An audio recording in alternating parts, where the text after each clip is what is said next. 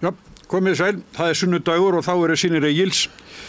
Það verður örugglega skemmtileg þáttur í dag miðað við hverjir gestir okkar eru. Það Steinunn Ólína Þorsteinsdóttir leikona, Ögmundur Jónasson, fyrrverandi þingmaður og ráðherra og Grímur Atlason, framkvæmdastjóri Geðhjálpar og hann á leiðinni til okkar.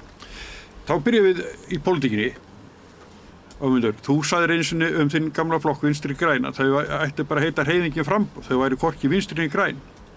En nú hafið eitt að vera græn, þá ekki Laufey fallið að þeim og... Já, ég skrifaði nú líka grein daginn VFD og nauðsyn þess að vinstri menn almennt færu í svona svolítla naflaskoðun og þá ekki síst á flokkur, menn hafa talað það að það hefði farið illa með Vinstri hreyfinguna grænt framboð að starfa með Sjálfstæðisflokknum. Ég segi í þessari grein að það sé mikil einföldun, þó að þetta sé alveg rétt, að það hafi farið illa með flokkinn að starfa með Sjálfstæðisflokknum, en menn verður að horfa líka í hvað flokkurinn gerði sjálfur ótilneyddur, hvaða stefnu hann hefur framfylgt ótilneyddur og þá hef ég talið upp ýmis mál, ég hef talið upp afstöðuna til í utanríkismálum, til einkavæðingar, ég nefndi lagareldis frumvarpið sem dæmi kvótavæðingu og að greiða götu einkaframtaks í þessu tilviki norrænna fjárfesta. Og síðan grásleppan sem kom nú undir þinglok að kvótafesta hana. Ég lagði til í þessari grein að stjórnarsamstarfinu yrði slitið hið bráðasta. Menn hentu þessu lagareldis frumvarpi, reyndi ekki að lappa upp á það, bara hentu því. Menn boðuðu til fréttamannafundar í snarhasti og skýrðu frá því að hér eftir yrði ekki tekið við boðvaldi frá NATO. Við ætlum að fylgja sjálfstæðri stefnu Íslendingar og tala máli friðar en ekki stríðs. Og ég svona fór yfir sviðið að þessu leyti og svo beindi ég að því við nú stættir hér ég var stödd hér í samstöðunni, þá lagði ég til að vinstri menn, eða félagslega þenkjandi fólk almennt, að það skoðaði sína stöðu, vegna þess að kjósendur eiga ekki heldur að vera lausir allra mála. Nei, það er ekki bara stjórnmálaflokkar, kjósendur líka. Og ég sagði nú skulum bara byrja á því að sameinast umræðu vettvanginn. Og hver sá umræðu vettvangur? Já, við erum stödd það núna. Við erum stödd í samstöðunni sem að hefur opnað fyrir umræðu félagsleg málefni. Það hafa reyndar allir verið velkomnir hefum við sýnst í ykkar stúdíó, svona öll sjónarmið, mega heyrast þar, en fyrst og fremst kannski félagsleg sjónarmið. Og ég held að byrja á þessu, að efla umræðu okkar í milli, hvernig við getum snúið þessari sem verður ekki kallað annað en öfugþróun á vettvangi stjórnmálanna við. Já, ég held að það sé kannski bara stærsta gjöfin sem samstöðun að gefa samfélaginu núna, að fólk getist tekist á hluti á þess að móðgast. Að það megi ræða og skiptast á skoðunum og vera ósammála. Og það sé allt í lagi, þó við séum ósammála. Því að aðeins þannig getum við talað saman, því að þessi móðgun, við verðum að fara að láta af þessari móðgunagirni hvert við annað, en það sko beinn ásetningur að halda okkur í stríðandi fylkingum svo við getum ekki komist að samkomulagi. En að því ég með því það verði svo forvitin. Sko, það sem að ég hef verið að reyna að átta mig á í gegnum tíðina með VFG, sko hvernig, að því að sko þeir sem að til dæmis treystu VFG í þessari ríkisstjórn með Sjálfstæðisflokknum voru alltaf að halda því fram að VFG sko hefði töglin og haldirnar, hefði stjórnina. Það væri svo mikilvægt að þeir væri stjórn með Sjálfstæðisflokki og Framsóknarflokki vegna þess að raunverulega væri VFG að stjórna. Og þessu finnst mér VFG-liðar, sem fer nú óðum fækkandi í veröldinni, hafa trúað. Og ég skil ekki af hverju, ég skil ekki hvernig þeir sjá, hvernig svo heimsmynd verður einhvern veginn sönn í þeirra huga. Getur þú hjálpað mig með það? Já, ég get farið í söguna og hort til þess sem að hendi Alþýðuflokkinn á sínum tíma, sem að hendi Framsóknarflokkinn líka, að þegar að menn leggjast til hvílu með ísbirni þá endar það alltaf illa. Hann étur þig á endanum. Vegna þess að Sjálfstæðisflokkurinn, og þar er ekki að dæma alla þá einstaklingar sem þær eru innan borðs, en Sjálfstæðisflokkurinn er hagsmunabandalag fjármála aflana í landinu, fyrst og fremst. Þessi öfl að finna í fleiri flokkum, að sönnu, vissulega, en þetta er fyrst og fremst hagsmunaafl þeirra á hinum pólitíska vettvangi. Og fari stjórnmálaflokkar sem að vilja vera til vinstri í slíkt samstarf, þá endar það alltaf illa, það hefur alltaf gert það. Alþýðuflokkurinn var komið niður undir, ég man ekki hvað, það var að tala Pilsner, fylgi var þetta, og Framsókn var orðin sundurtætt, fullkomlega sundurtætt eftir samstarfi við Sjálfstæðisflokkinn, núna síðast. Og síðan er það VFG sem var komið niður í rúm 3% fylgi. Þannig að þetta hefur alltaf farið illa að geta haft einhver áhrif. Ég sannarsagna trú ekki á það, að það hefur gerst, vegna þess að það sem skiptir máli, og ég tel að stjórnmálinn snúist það er hvernig þjóðfélagið hugsar, hvaða leyfir stjórnmálunum að gera og framkvæma. Það er þetta sem að skiptir höfuðmáli. Og ef þú slekkur á þinni rödd, ef þú slekkur á allri róttækni í umræðunni, ef þú heyrir aldrei gagnrýni á hernaðarbandalagi NATO, ef þú slekkur á umræðu markaðsvæðingu raforkunar úr þessari átt, þá gerist eitthvað, þá breytist eitthvað í þjóðfélaginu. Og það er það sem að hefur gerst á undanförnum 7 árum, að það breytist eitthvað í þjóðfélaginu. Menn gera nefnilega rangt í því að einblína bara á stjórnarráði eða alþingi. Menn verða að horfa yfir hið víða svið samfélagsins og það er þarna sem að breytingarnar hafa átt sér stað. Já, og líka kannski, og verða þegar að menn fara inn í svona samstarf. Já, og líka kannski, ég meina, Bandaríkin eru rekin eins og fyrirtæki. Og það er alltaf það sem hefur gerst hérna kannski á þessum síðustu 8 árum, að það er farið að reka samfélag, íslenskt samfélag, eins og fyrirtæki. Og Bandaríkin hafa alltaf verið rekin eins og bara corporation. Og sú smitun hefur átt sér stað á Íslandi líka. Og það þýðir það að við, öll borgararnir í landinu, við erum varningur líka. Eða einhvers konar eign sem er hægt að græða á og láta líka vinna fyrir sig, sko. Og það er einhvern veginn sú hugsun sem er átt sér stað hérna og svona mjög mikil ómennskun. Smári, hérna, en hérna þau tala svona samræðu svona vinstri sinnars fólks. Hvað heldur með sósíalistaflokkin? Ég bara er ekki saman að þessu. Ég svik VFG við kjósendur sína sé einhver byrði sem allir sósíalistar eða vinstri menn eiga að bera því að þau ekki staðið sér nógu vel. Þetta er bara forysta í flokki sem að sveik kjósendur sína. En það er kannski ekki endilega undir nafni vinstri hérna, hvort það sé að finna vinstri sína fólki. Ég er bara svara því sem að hugmyndur að segja, að þetta sé einhvern veginn svona kollektív ábyrgð sem að við verðum að axla. Ég ber enga ábyrgð á ríkisstjórnarsamstarfi VFG og Samfylkingarinnar. Nei, og Sjálfstæðisflokksins. Nei, ég ber enga ábyrgð, ég heldur og kaus aldrei VFG. Og það á við marga. Það er margi sem að yfirgáfu flokkinn, það eru margi sem hafa bara staðið sér mjög vel í viðbröðum við þessu.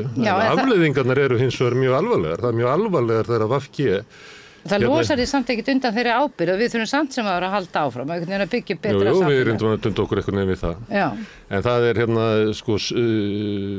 glæpurinn er þeirra sem að gengu inn í þetta stjórnarsamstarf og ég meina Drífa var hérna daginn og var að segja að það hefði ekki bara eyðilagt VFG, heldur bara eyðilagt vinstrið. Þetta var mjög alvarleg aðgerð og mér finnst aðgerðin er sú að flokkur sem á að berjast fyrir einhverjum öðrum valkosti heldur því samfélagi sem að hér hefur verið byggt upp undir leiðsögn Sjálfstæðisflokksins.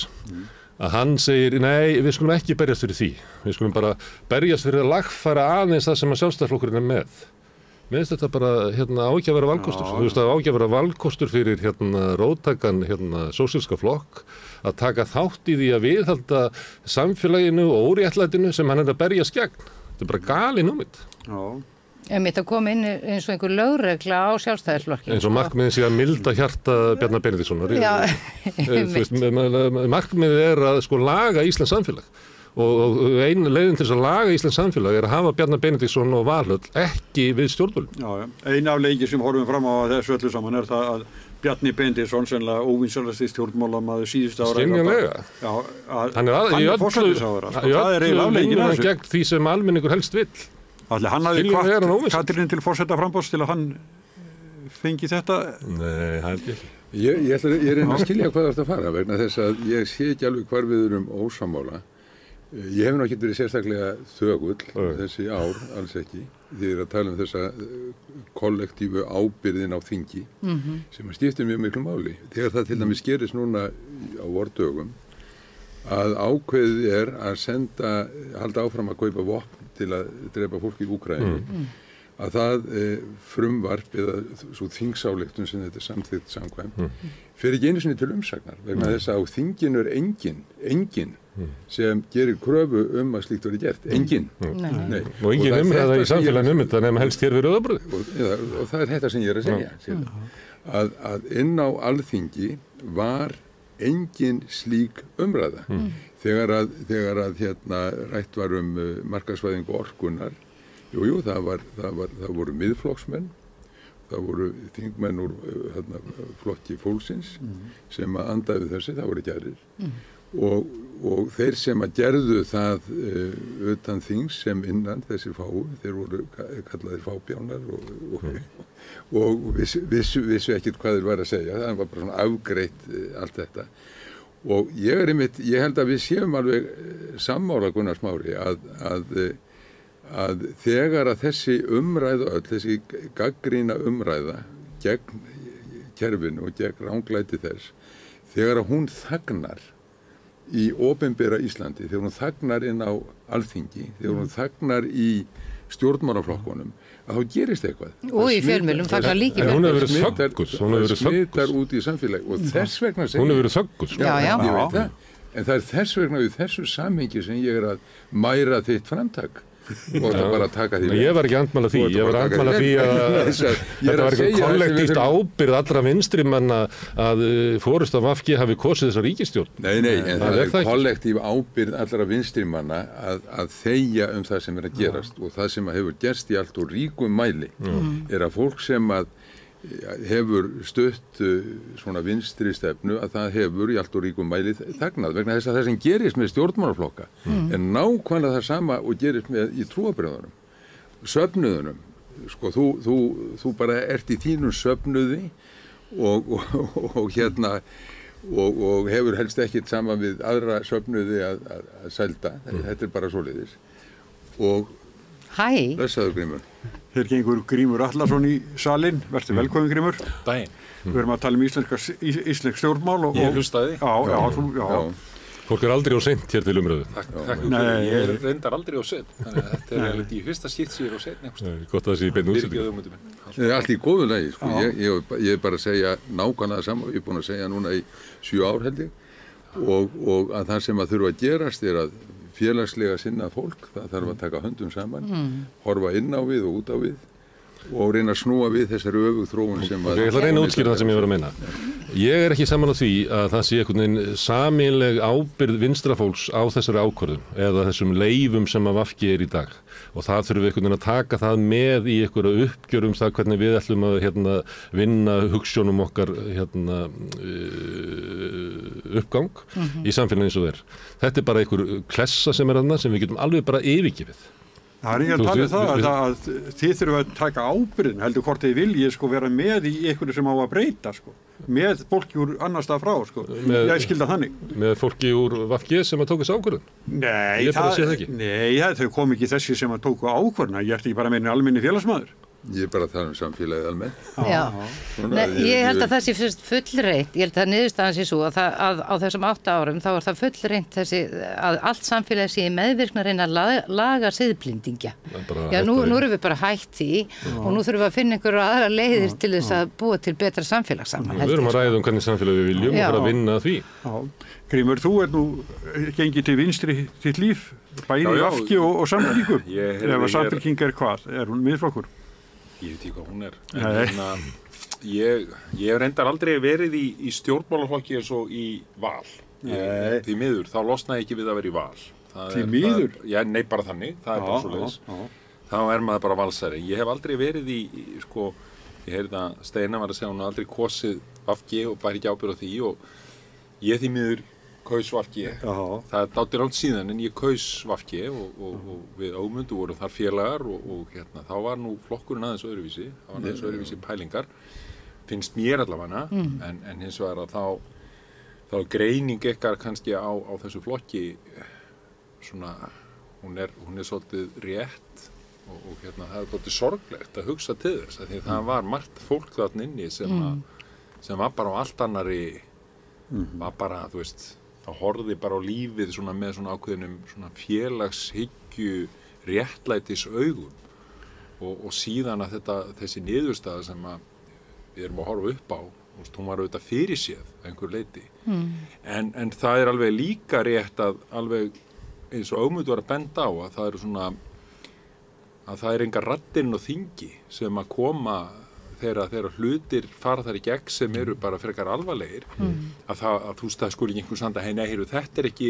þú veist, ég er ekki hrifinn af þessu þó maður sé bara einn að segja það en það segja það enginn og það er auðvitað það sem að þegar þú talar samfylkinguna hún ákvaða að breyta og er aldeilis að græða á því að breyta og breytast bara í það að vera nær þessu byggsi sem er allt orðið eins í miður. Já. Það er svona mín upplifun á pólitík. Ég held að það sé alveg rétt hjá Grími að vinstrihreyfingin Grænt framboð var vinstrihreyfing Grænt framboð var það og hafði gríðarlega áhrif sem slík og bæði á sviði umhverfismála, í umræðum umhverfismál, jafnréttismál, félagsleg mál, utanríkismál hafði áhrif út í þjóðfélagi og innan þingsins mjög mikil og ekki bara svona innan einhvers lítils hóps heldur í öllum flokkum á alla umræðu í þjóðfélaginu og það er þetta sem að síðan breytist og það er þessu sem ég er að kalla eftir að við endurvekjum þetta og þá er ekki að horfa til flokka endilega í þröngum skilningi heldur bara í samfélaginu almennt og það er í þessum anda sem ég er að kalla eftir því að við styðjum og eflum umræðu vettvang þessi efni. Mér finnst mjög fróðlegt að hlusta á þátt sem þú varst með daginn Gunnar Smári útvarp Rót sem var hérna starfandi á 9. áratugnum, 85-7 held ég að vera eitthvað svoleiðis, 2-3 ár. Þar sem að bara var opnað á umræðu í samfélaginu öllu. Þarna voru pólitískir hópar, allt stafrófi var þar mætt og trúarhópar og áhugavennum mataræði og svo framvegis. Það var svona, líka góð tónlist, rosa góð tónlist. Já, ég er ekki að kalla eftir þessu sko, en þetta var svona einhver vísbending það sem að það er vísbending af þessu hér, það er til dæmis afstaða félag fanga með þetta og svona ýmsir svona, þetta er ekki allt saman svona dagskrár unnið efni frá samstöðunni sem er hérna. Nei, ég held að það sé bara mjög mikil svona eftirspurn eftir efni sem er ekki matreitt, það er því nánast allt fréttaefni í heiminum er orðið mjög matreitt og náttúrulega öll sjónvarpsframleiðsla og allt það og ég held að fólki þyrsti einmitt í samræðufundi og þar sem að ekki er allt skipulegt og kjúrið er að fyrirfram, heldur þar sem við erum bara eins og fólk og við segjum einhverja vitleysu og getum tekið það tilbaka og allt hið mannlega, allir breyskleikin kemur fram, eða bara það kemur heil manneskja fram, ekki bara einhver mynd af mannesku eða mynd af því sem hún er að hugsa að segja eins og kemur fram í fréttum heimsins sko. En sko ástæðan fyrir ég byrjaði þannig var svo ég ætlaði að bíða eftir, komum við elvist í pólitíkin aftur eftir. Ég beið eftir Grími því ég vissum hann vill vera með í. Það er Julian Assange og frelsi hans. Já. Jú, ég vil vera inn í því. Það er náttúrulega mikið fagnaðarefni en kannski líka svona, þetta er allt svo allur þessi farsi, hvernig í rauninni þú veist að það er þú segist vera sekur og þá ertu frjáls og þá því að þú veist það vita allir að hvað þú gerðir, það var að upplýsa hluti sem að við kannski bara þurftum að fá að vita og áttum að fá að vita og það er sekt þín en þú getur ekki verið frjáls fyrir þú segir að við höfum haft rétt fyrir okkur sem er auðvitað Þetta er alveg rosalega skrítið og kannski, og í rauninni fannst mér það, í rauninni bara líka það í rauninni það að þetta komið frá Bandaríkjunum og síðan bara daginn eftir eða 2 dögum síðar að þá er þessi umræðu þáttur þarna þar sem þeir koma 2 saman, þessi menn sem eiga að leiða þessi frjálsu Bandaríki og bara hvað þetta er í rauninni mikill farsi og hryllilegu farsi og alvarlegur og hræðilegur af því að þú veist þetta fólk er náttúrulega, þú veist, og við erum að tala um pólitík hérna, þessi pólitík, sko, hvað er þetta? Þú veist, hvaða fólk er þetta? En nákvæmlega það að hann þurfa að játa á sig glæp, það er bara svona parturinn af leiknum sem er í gangi, að við eigum alltaf að vera gleypa það að ránt sé rétt og rétt sé ránt. Og þetta er bara... sko, þetta er aðgerð, þetta er alheims aðgerð að reyna að villa í okkur sko áttavitan sem er inn í okkur, það sér allur heimurinn, þetta er fáránlegt að maðurinn þurfa að játa á sig glæp, það sjá þetta allir. Þetta er svona... Hann þarf að kaupa samt frelsi sitt þessu dýra verði. Já, akkurat og þurfti að kaupa undir sig einkaþotu til að komast út úr landinu, það var einn af skilmálunum líka sem var náttúrulega alveg bara róblegt, sko. Og hann átti píntað til þess að játa og þar með þessi játning algjörlega marklaus. Já, ég eiginlega vil ekki kalla þetta játningu. Ég skrifaði pínlítinn pistil og setti játningu í gæsalappir vegna þess að það sem að hann segir að gengst við. Þetta var slingt svar. Þetta var slingt svar hjá honum. Já. Sko, hann gengst við því að hafa tekið upplýsingar sem voru það sem Amerikanar kalla classified, sem sagt leyndarskjöl, óskaði eftir því að fá þær í hendur, þessar upplýsingar, þessi skjöl, komið maður framfæri við fjölmiðla. Hann hefur alltaf gengist við þessu. Þetta er ekkit nýtt. Hann hefur alltaf sagt þetta. Það sem að þeir hanga síðan í kannarnir, það er að þar með hafi hann játað sekt sína. Þetta er bara form. Þetta snerist aldrei neitt fyrir dómstólinn, þetta snerist pólitík í heiminum og þeir gátu ekki annað, slík var mótmæla aldans í risið hafði allan heim, þeir gátu ekki hangið á þessu lengur, þeir voru búin að halda honum í fangelsi í 5 ár án dómstólaga og náttúrulega lengur því hann var í stofufangelsi áður, var í Ekvador sendiráðinu í fjölda ára líka frá 2012 og áður í stofufangelsi líka þegar beðið var eftir því hvort að legavegurinn frá Svíþjóð gengi upp þar sem diktað var upp nauðgunar ásökunum, aldrei dæmdur, kom aldrei fyrir einhver ásakanir, það kom aldrei neinar ákæru fram, allt bara í loftinu einhvers staðar og þetta var svona hinn vestræni NATO heimur sem að tók allur þátt í þessu nánast og það er hann sem að beð síðan úrsíkur. Siðferðilegt skipbrot hans, Julian Assange er bara talandi dæmi sigurinn, hann gengur frjáls núna og síðan er hann að þakka núna Antoni Albanese, forsætisráðherra Ástralíu, eflaust, hann hafi átt einhverjum viðræðum við Biden og félaga þarna í Ameríku sem er opna herstöður í Ástralíu, þetta hangir nú allt svona í einhverjum svona hagsmuna samböndum, en Ástralir eru á sama tíma og þeir gera spjargvætti þarna, þar eru að dæma McBride, uppljóstrara í fangelsi fyrir mjög svipaða sætir. Þannig að heimurinn er bara alveg á fullu áfram, en þeir töpuðu þessu máli. Wikileaks vann þetta máli. En Smári, áhrif á blaðamennsku í heiminum? Ég held að það sé bara, er ekki öllum ljóst að það hafa verið hryllileg og bara virka ágætlega að þakka niður í blaðamönnum. Fólk hugsar sinn gang áður en það leggur í svona leiðangur þar sem maður geti setið inn í fangelsi í 15 ár og látið stjórnvöldi á vesturvöldum eyðileggja líf sitt. Það er bara þannig. Við leitum okkur ekki segjast á pressinu í gömlu dag þegar kom stefnumvottur einu sinni í viku með... Jó, en það var ekki þannig að við varum sett í gæsluvarðarsfangelsi í 7 ár, það er ekki að líka því saman. En samt var það dreitandi. Já, það hafði áhrif og við veitum það alveg að bara okkar kynslu blaðamanna að þetta hafði áhrif á marga, fólk bara veigraði sig við að standa í þessu. Og að því að ég ætla aðeins að tengja þetta saman sem við vorum að tala um áðan, valkostur okkar er að byggja upp valkost á móti þessu samfélagi sem við lifum í, þessum heimi sem að kalla yfir okkur ófrið og stríð, linnulausa kúgun og ofbeldi stjórnvalda sem að reyna að þagga niður alla andstöðu við sig. Það eina leiðin okkur að búa til raunverulegan valkost á móti þessu. Allar hugmyndir að fara þarna inn og ætla að vera okkur NATO-fundum og tala fyrir kvenfrelsina NATO og eitthvað fleira. Það það sem ættum að draga lærdóminn af leið VG. Þessi leið ekki bara ófær, hún skaðleg og við að hætta þessu. Þannig að nú verður vinstrið ef að má finna það. Það ekki sjálf hætt með vinstri græni? Já, það verður að ná saman í samfélaginu, þeim sem að vilja samfélag friðar, mannúðar, jöfnuðar.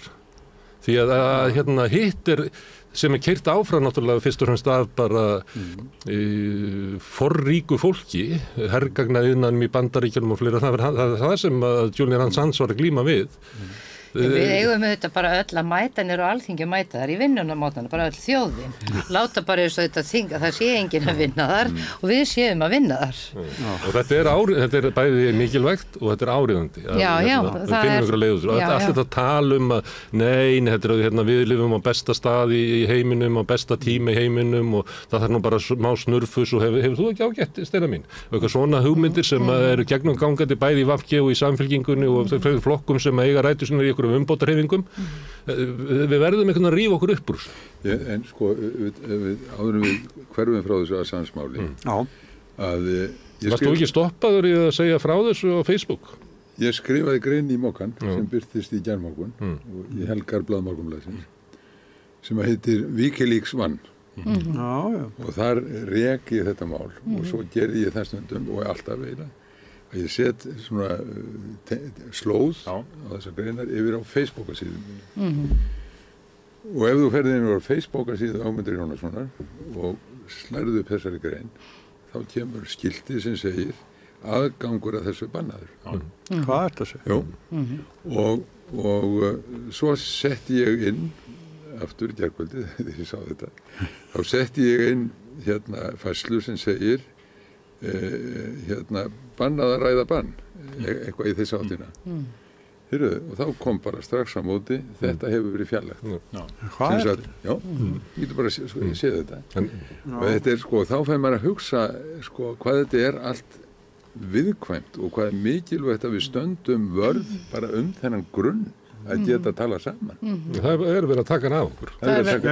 Tjáningafrelsi? Já, þetta verið að skerða tjáningafrelsi. Það skert með því að þú heldur þú sért með tjáningafrelsi og það þetta, þú heldur að samfélagsmiðlarnir séu þinn gluggi að öllu og þú munir geta tjáði allt og það ekki, það því miður og við erum þetta, það er merkilegt að svona samfélagsmiðlar ef við förum og skoðum þá að þegar ég var lítill að þá kom Ruth Reginalds og söng það er algjör vitleysa að reykja og það var byrjaði mjög hörð barátta gegn því að ég mætti reykja sem var kannski alveg eðlilegt, það hættulegt að reykja en í dag þá finnst mér merkilegt að í rauninni ef maður er lítið barn, 8 ára barn þá er þessi betra að þetta barn fái kartón og kamel heldur en snjallsíma af því að það sem gerist í þessum algoritma og þessum heimi og það sem við að gera og leika með okkur að það stórkostlegt. Ég hljóð með svo samsæriskenning en það bara þannig. Þú bara, þetta náttúrulega bara, augljós dæmi að fara að segja Wikileaks á Facebook og eitthvað að vera að halda einhverju samsæris þvaðir það, svona bara litið á mann. Og þetta þetta bara alvarlegt mál og að því við höldum öll að við séum með Facebook hefur stoppað dreifingu frá okkur á samstöðunni, þannig að ég sé ekki að það hafi verið ástæðan fyrir að við förum bara og leitum okkur að einhverjum öðrum vettvangin á YouTube og hlaðvarpsveitur, útvarp og sjónvarp vegna þess að það ekki hægt að lifa inn í Facebook og alltaf halda það sem er í frjálsum samskiptum við annar fólk. Þetta kvótað þættinum okkar. Já, hann var drepinn. Af því hann fór á svo mikið flug að þá var hann bara drepinn. Ég maður núna síðunni minni og loka fyrir nokkrum árum. Ég þurfti að opna nýja. Já, þetta hakkað í döðlur og ef þú gerir eitthvað, það því miður, þess vegna þetta að skrifa sendibréf er það örugasta bara. Þetta ætti náttúrulega að vera opinber vettvangur. Samfélagsmiðlarnir ætti að vera bara opinber veituvettvangur, svipað og bara gagnaveita eða hitaveita eða rafmagnsveita eða peningaveita.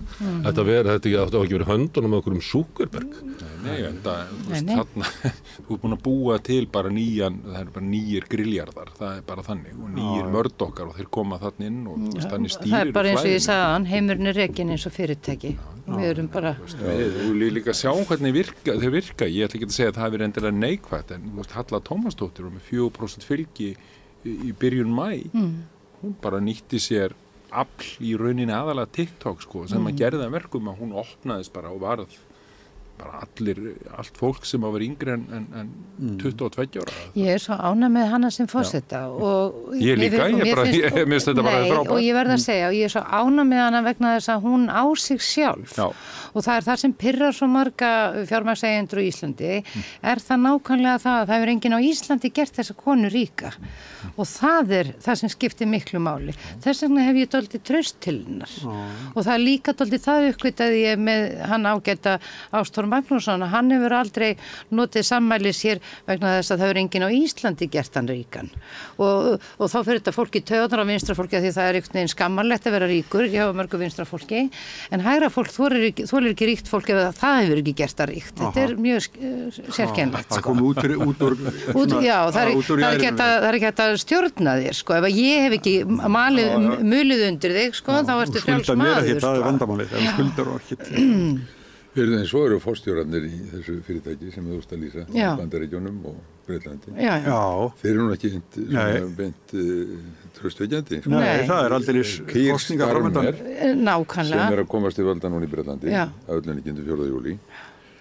Hann var einn aðaleikarinn í þessu Julian Assange-máli. Hann var ríkissaksóknari Bretlands. Já. Það var hann sem var í samstarfi við Svíana að reyna að fá Julian Assange framseldan til Svíþjóðar vegna þess að það er ætluður að nota tækifærið og skuttla honum yfir til Bandaríkjanna. Já, ég er alveg sammálaður, Smári, að Assange hafi raunverulega verið notaður sem svona böðull og alla blaðamenn heimsins í allan hennan tíma til þess að vega tjáningafrelsinu, til að vega að frelsi fjölmiðla í heiminum. Enda höfum við orðið vör við það að nú eru stærstu fjölmiðlar heims, þeir eru bara í eigu fjármagnseigenda og allar fréttir sem við fáum, ég meina New York Times og Guardian og öll þessi fínu blöð, þau eru alltaf verða uppvís að því að vera bara stunda bara mjög óheiðarlega fréttamennsku. Þegar á reynir að þá kemur í ljós hverjum þeir eru að þjóna. Þá eru bara að þjóna auðvöldinu. Þeir bara hafa ekki bólmagni og þeir leita í peningin og svo eignast peningurinn og það er bara þannig sem nákvæmlega. Þess vegna er það mikilvægt fyrir okkur hín að búa til okkar eigin vettvang. Við takkjum aðeins undir með hugmyndi. En ég meina það áveiðum eiginlega allt, sko. Við getum ekki lifað á vettfangi, sko, borgarastéttarinnar eins og menn tóku fyrir 100 árum að þá voru menn í þessum, við þurfum að berjast fyrir nýju samfélagi. Við verðum að losna út úr samfélagi þessum að borgarastéttir ræður bara öllu og þeir gerðu það með því að stofna eigin verkalýðsfélög, eigin stjórnmálaflokk, eigin fjölmiðla, þeir stofnuðu alþýðuhús, vegna þess að þú getur ekki gert þetta inn á vettfangi hinna. Þú getur ekki gert þetta allt í eitthvað svona leiguhúsnæði hjá auðvaldinu eða notum Facebook því að þegar á reynir, þá er þetta bara að tekja af þér. Nákvæmlega, þetta gerist alls það eins, þetta gerist líka svona í listheiminum, það verður svona ákveðin úrkynjun og þá bara byrjar grasrótin einhver og það verður auðvitað alltaf það sem skiptir mestu máli, skilurðu, þegar einhvern veginn úrkynjun er orðin þannig að einhvern veginn enginn getur raunverulega hugsað sér að taka þátt í því, sko. Og þetta er nú kannski að gerast svolítið núna í Evrópu og Bandaríkjunum, að það er að vakna ýmislegt upp umræða, gagnrýnin, vitiborin umræða, sem er bara á allt öðru plani en þessi meginströms umræða í bandarískum fjölmiðlum. Ég fylgdist aðeins með því fylgdist til dæmis, fylgdist nú ekki með því, ég fór einu sinni inn á þessa umfjöllun Trump, þar sem var að slást við þessa stúlku sem síðast hafa verið í slagtogi með honum einhvern tímann. Hvað heitir hún þurr? Og svo var verið, ég man það ekki, Stormy Daniels. Svo kallaði til sálfræðingur, prófessor, virtan háskóla, og þar var aðal umræðu efnið úr réttarhöldunum, hvers vegna var Donald Trump alltaf að dotta í réttarsal Er þetta hár aldur eða hvað er hann að sína réttinum óvirðingu? En það sem meira var, svo sagði reporter voðalega æstur, svo voru fréttir það líka að hann hefði leyst vind. But that has not been confirmed. Það hefur ekki fengið staðfæst. Já, það hefði alltaf verið staðfesting og ég var í manneskja. Hvert er vel að komin? Og ég áttaði mig á því náttúrulega því ég sá þá félag að eigast við í sjónvarssal núna daginn. Þá sá ég hvert vorum komin. Já. Þá sá maður það. Já, en Smári, þú ert alltaf að tala... Þetta er mjög alvarleg staða sem við erum í að við getum ekki haldið uppi umræðu í samfélaginu. Nei. Nema hvort að Trump prumpaði ekki. Já, en ég held að við verðum að leggja af alla merkimiða og þess vegna held ég að við höfum að hætta að tala vinstri og hægri, ég held að við höfum að tala bara mannkynið gagnvart fjármagnseigendum. Það er bara þannig. Það er vinstri og hægri, sko. Nei, það er ekkert vinstri, nei, það er bara mannkynið gegn fjármagnseigendum vegna þess að það er miklu meira heldur en bara, það er ekki bara einhver vinstri húsjón, bara fólk þarf, við viljum bara, það sem að fólk vill á jörðinni er bara að fá að bú einhversstaðar og fá að lifa og það er bara orðið mjög erfitt. Það er bara orðið mjög erfitt að fá að bara vera manneskja og það er bara alltaf verið að afmennska okkur með því að gera alls konar hluti sem að stríða gegn betri vitund okkar alla og fá okkur til að samþykja það að það sé rétt og það finnst mér vera stóri glæpurinn gagnvart mannkynnu að vera einhvern veginn að taka frá okkur þá eiginleika sem eru manneskjunni bara er ásinn inn í okkur að þykja vænt hvert annað, þurfa hvort öðru að halda, vilja hjálpast að, það er verið að reyna að drepa það í okkur með endalausum merkimiðum, aðgreiningum, hópamyndunum og etja okkur innbyrðis á móti hvert öðru og þetta verður að hætta, þetta er bara mannkynnið gegn örfáa fólki sem vil eiga allt og ráða og gera mannkynið að þrælum og við verðum að hugsa það þannig vegna þess að ef þú segir vinstri og ef þú segir sósíalisti þá því miður er fólk svo brennt af umræðunum labeling að það verður rætt það þorir ekki inn. Akkur heldur það sé? Það er vegna þess að við vegna þess að búið að kenna því að sé bara ljótt að vera sósíalisti sem er alveg fárandið bara orð. Já, það er vegna þess að við erum inni í heimi hinna þar sem að sósíalismi er skammarorð. Og eigum við þá gangast við því að það sé, þú ert að segja hérna við þurfum bara að berjast fyrir það sem við raunverulega þurfum, hvernig búa sósíalistar til stefnuskrá sína, það er svona, Steina mín, hvað vantar þig? Ódýrt húsnæði? Mér vantar hús. Hærri laun? Aðgengja heilbrigðisþjónustu? Já. Viltu hafa verið á öruggum að börnin komist til mennta? Já. Þetta er sósíalismi. Nei, þetta er bara grunnkrafa. Ég meina, nær þú ekki sósíalismi svona? Nei, þetta er bara grunnkrafa allra manna, alls fólks í veröldinni. Að fá að búa einhverstaðar og geta sér sjálfum sér farborða. En ég held samt að ég tek undir með Steinu, það er alveg, þú veist, það þarf að horfast í augu við að þessi labeling og þetta í rauninni sósíalismi, það er nú alls konar sósíalistar sem hafa, svo kallaði sósíalistar sem hafa gert það verkum að þetta er líka skammariði og það flækir málið. Ég skil þig alveg, ég myndi segja að ég væri sósíalisti en það Já, ég er auðvitað samkvæmt þinni skilgreiningu, þá er ég líka auðvitað sósíalisti en ég er að segja bara Þetta fattið allir stefnum. Já, en fólk er hrætt en líka vegna þess að það er búið að þagga niður í mannkyninu svo lengi og bara það hefur orðið mjög mikil þróun í því á Íslandi bara einmitt á undanförnum 8 árum meðan við vorum öll að fylgjast með meðvirkni VG með Sjálfstæðisflokknum og einhvern veginn ekkert rætt að þá hefur verið tekin krafturinn frá fólkinu til að verja sig og það er það sem við þurfum að efla. Þú veist, bara að við þurfum að verja bara hjartað í okkur og bara mennskuna að þykja vænt hvort annað. Já, og VG var auðvitað löngu áður en þau fóru í samstæð með Sjálfstæðisflokknum búin að breytast mjög mikið og það var auðvitað svona deilur og vesen og og ekki... Deilur eru bara fínar. Já, en ekki deilur nefnilega endilega sko málefnin, heldur meira manneskjur og annað og þetta var auðvitað svona því miður, svo stækkaði það og varð vinsælla og en það endaði svona, þannig þetta er miklu eldri deila heldur en þetta fyrir 8 árum, VG byrjaði fyrir miklu lengri tíma og ég hugsa að Ögmundur getur nú tekið undir það. Ögmundur búin að gefa bókum þetta? Já. Já, mér finnst, þegar ég horfði svona tilbaka þá finnst mér svona VG hafa svona sett á sig alla merkimiðana sem það hélt að fólk myndi hrífast að. En það væri raunverulega engin innistæða fyrir því. Þetta væri bara eins og léleg auglýsing.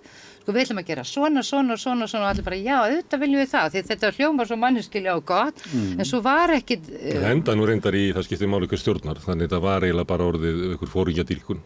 Og svo náttúrulega bara í grunninn þegar að kerfið, þú veist, mannréttindi eru mannréttindi að því að við fæðumst með réttindi til þess að vera einhvern veginn og þegar kerfið er farið að skerða mannréttindi okkar eða veita okkur mannréttindi þá er þetta náttúrulega bara orðið algjört bull fyrir geði, sko. En núna fyrir þau sem sjá okkur ekki en er að hlusta, þá eru gestir okkar Grímur Atlason, Ögmundur Jónasson og Steinunn Ólína Þorsteinsdóttir. Já, ég vil heita Ólína Steinunn í dag, bara ganni.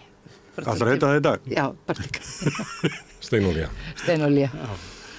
En þá því kondi skila. En þið töluðu áðan hérna forseta frambjóðundurnar í Bandaríkjunum. Hversu líklegt er að demokratar skiptu frambjóðanda eða geti það? Ögmundur. Þú byrjaði það fínt. Nei, ég heila bara mitt svarið, ég veit það ekki, ég held að enginn viti það.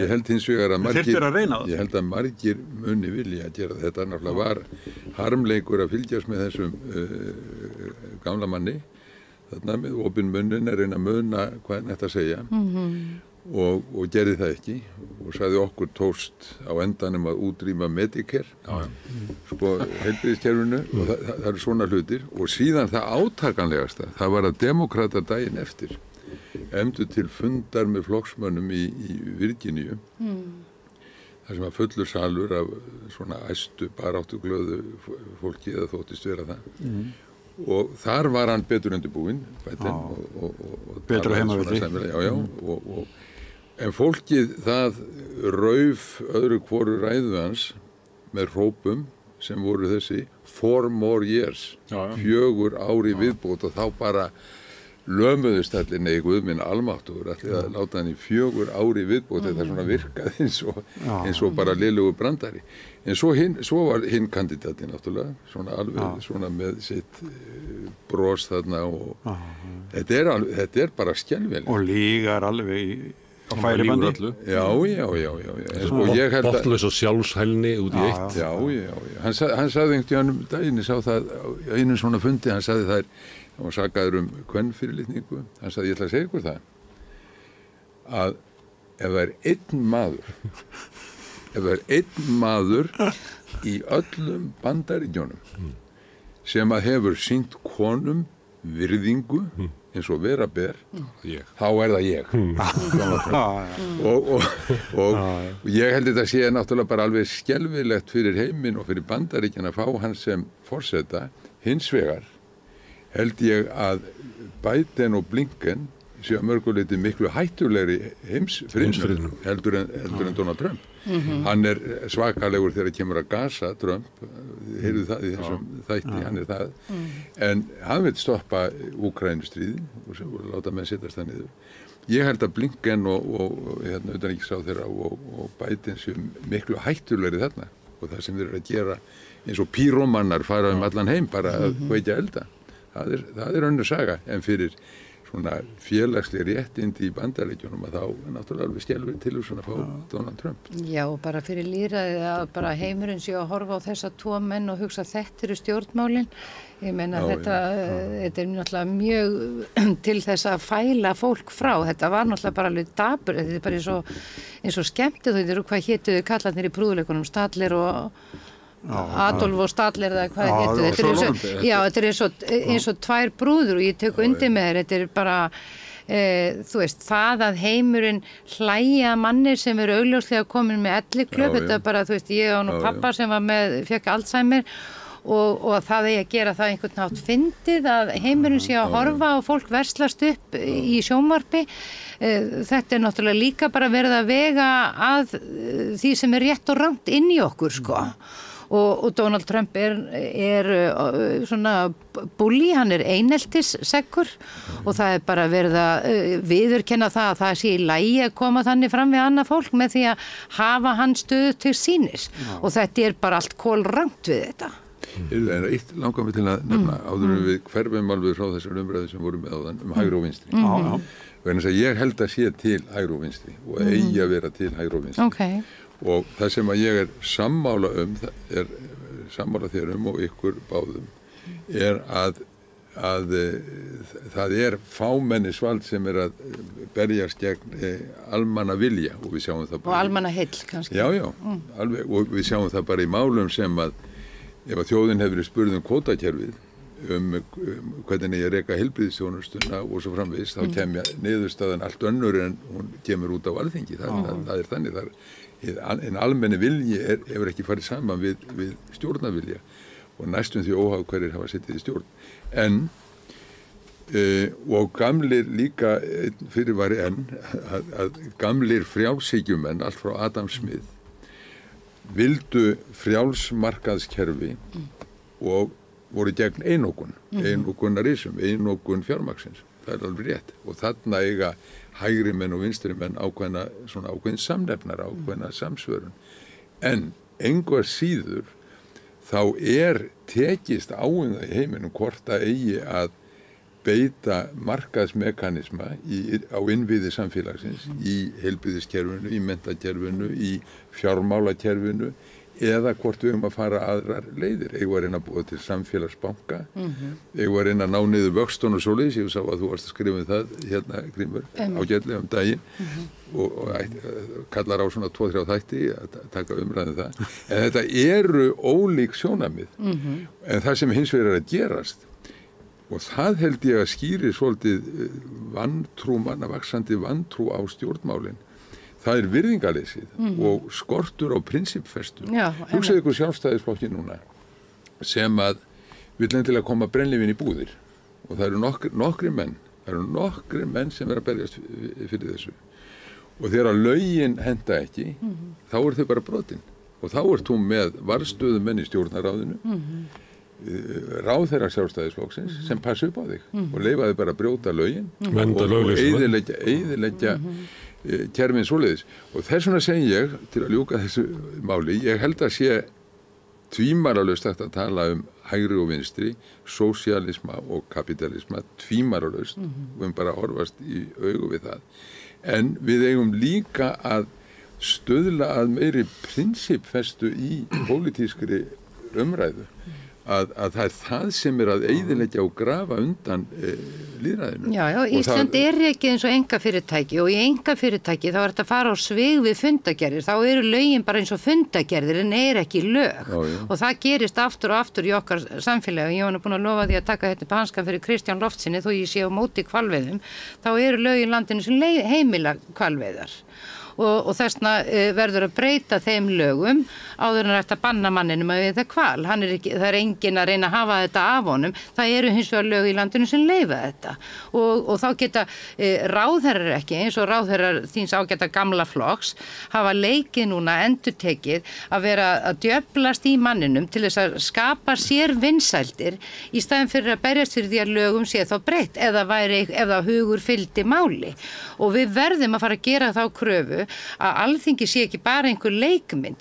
Við sjáum það með lagareldisfrumvarpi sem búið að vera í bígerð í langan tíma. Það skiptir það einhver máli hvort þetta verið samþykkt eða ekki samþykkt á þinginu. Það búið að víla og díla með þetta allt saman og það komið fram með þetta eins og þetta sé bara fundargerð í einkafyrirtæki. Og þessu verðum við að breyta. Við verðum að heimta að það sé, eins og þú segir, séu haldin einhver prinsipp og lögin okkar séu virt eða þá lögum sé breytt. Og ráðamenn okkar ekki að fara eftir lögum, hins vegar eigum við alltaf að fara eftir lögum þegar það hentar ráðamennum, sko. Ég vil taka aðeins hanskan upp fyrir VG þarna að því leiti að það voru önnur lög líka sem dýravelferðarlög og þau voru brotin. Það þau eru líka auðvitað, en að sjálfsögðu var þetta pólitík og þetta var bara slæm og enda mjög illa og bara, þetta mjög vont mál. En ég held að og það er alveg rétt að þetta svolítið, þú veist, það greinlega, þetta kannski eini staður þessi VG hefur tekið þessa stöðu. Þetta hefur ekki beinlínis verið þegar við erum að selja bankana og þetta, þá hafa lög verið sveigð ítrekkað í gegnum ár bara, þú veist, við þurfum ekki að fara lengur aftur, 2003 þegar við byrjuðum þessa hræðilegu 2002 og 2003, það sem að það fór bara frjálshyggjan algjörlega offari og hér var bara, það voru sett lög og þeim var bara breytti meiri á og annað til þess að ákveðni aðalega gætu eignast ákveðna hluti. Það annað sem líka kaldranalegt og mér finnst þegar þú talar hægri vinstri, að það var alltaf svona heimdallur var svona djóka með skattleysisdaginn og svona sko að núna síðast 27. júní að þá kom viðskiptaráð og sagði nú dagurinn þar sem að þú hættir að nú farið launin útborguð þannig þú ert búin að vera hérna þessi 5 mánuði, tæplega 6 mánuði að borga laun og Áslaug Arna tók þetta svona upp og var svona mjög ánægð með þetta og var að tala þetta og mér fannst það svo ógulegt að ráðherra sem er í þessari ríkisstjórn einhvern veginn að segja okkur og aðalega að tala við krakkana sko, að því hún er þannig hennar samfélagsmiðlar að segja þeim að samfélagið það er bara samfélagið þú ert í rauninni eina breytan þú, og það er bara eitthvað svona lið sem er alltaf að reyna að bögga þig taka þig peningana þína sem þú átt sem þú getur notað sjálfur til þess að fara til útlanda eða farað og keypti þér pítsu eða hvað sem en þeir vilja taka þetta frá þér til þess að setja þetta í ríkishítina sem er náttúrulega hræðileg og þetta er bara, þú veist, þetta er búin að mantra hún skulle vera komin þarna þetta voru bara einhverju ungi strákar í jakkafötum sem höfðu þessi svona og svo fóru þeir og komist í flokkin og fóru þá aðeins svona skildu þetta er náttúrulega hlutið að heila þvottunum að þú sért einn og þú að berjast og helst aldrei að gera neitt fyrir annað fólk á þess að fá borga fyrir það og þetta er bara einhvern veginn að samfélagið og þetta er bara hræðilegt og það, þú veist, en þetta gengur ekki vel hjá þeim að fylgi Sjálfstæðisflokksins á undir 30 er 11%. Þannig að hún þarf að spýta í. En hún tók upp málefni Morgunblaðsins á ríkisstjórnarfundi þar sem að pappinnar er nú stjórnarformaður og eftir þess að netárás að þá var hún að fara fram á einhverja aðstoð við útgáfu Morgunblaðsins. Þetta var rætt í ríkisstjórn Íslands. Og alveg eins og tímunni með N4 þegar að Stefán Vagn formaður þá fjárlaganefndar var búin að samþykkja 100 milljónir til N4 á Akureyri. Svo kom í ljós að Stefán Vagn og eiginmaður framkvæmdastjórans eru bræður og þá var það stoppað í þinginu, þetta bara gekk ekki, þetta var komið á stað og hún tekur upp erindi Morgunblaðsins. Það var brotist hingað inn og tækjum stólið og öðnur eyðilögð. Það var löggar rétt netti að mæta sko.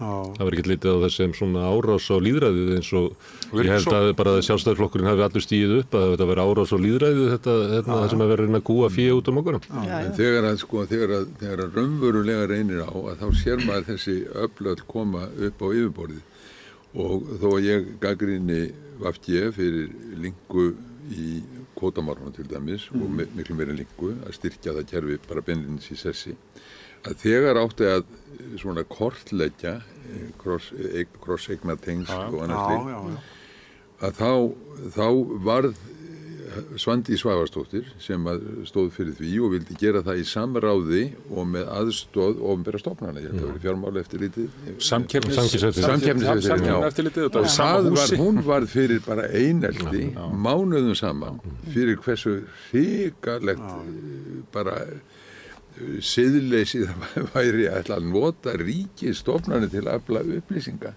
sem var bara hið eðlilegasta mál í mínum huga sem ætti þetta að vera gert þegar kerfið skrifa og lögin eru skrifuð og þú mátt ekki eiga nema svona mikið að það megi ekki rannsaka það og það er þannig að það bara verið alla tíð svo heitir það bara síldarvinnslan og samherji en í rauninni og þú veist en við búum í svona eins og Steina var að segja eða Ólína að hún var að segja að sko elita setur okkur reglur sem að við að fara eftir sem að hún fer ekki eftir þannig er bara velkomin til Íslands þannig að það eru setja reglur áfengissölu í búðum en ef einhver braskari vill selja áfengi í búðum þá kemst hann upp með það eru setja reglur hámars hlutdeild í kvótanum en ef að brim eða samir er komin upp fyrir þá bara breytum við þessu Já, ef það á að vera eitthvað gagnsæi gagnvart almenningi þá má það ekki vera til staðar en þá ætlum við eins og þessi mannréttindastofa þegar maður fer nú að lesa frumvarpið hana þá kemur fram í því stórkafli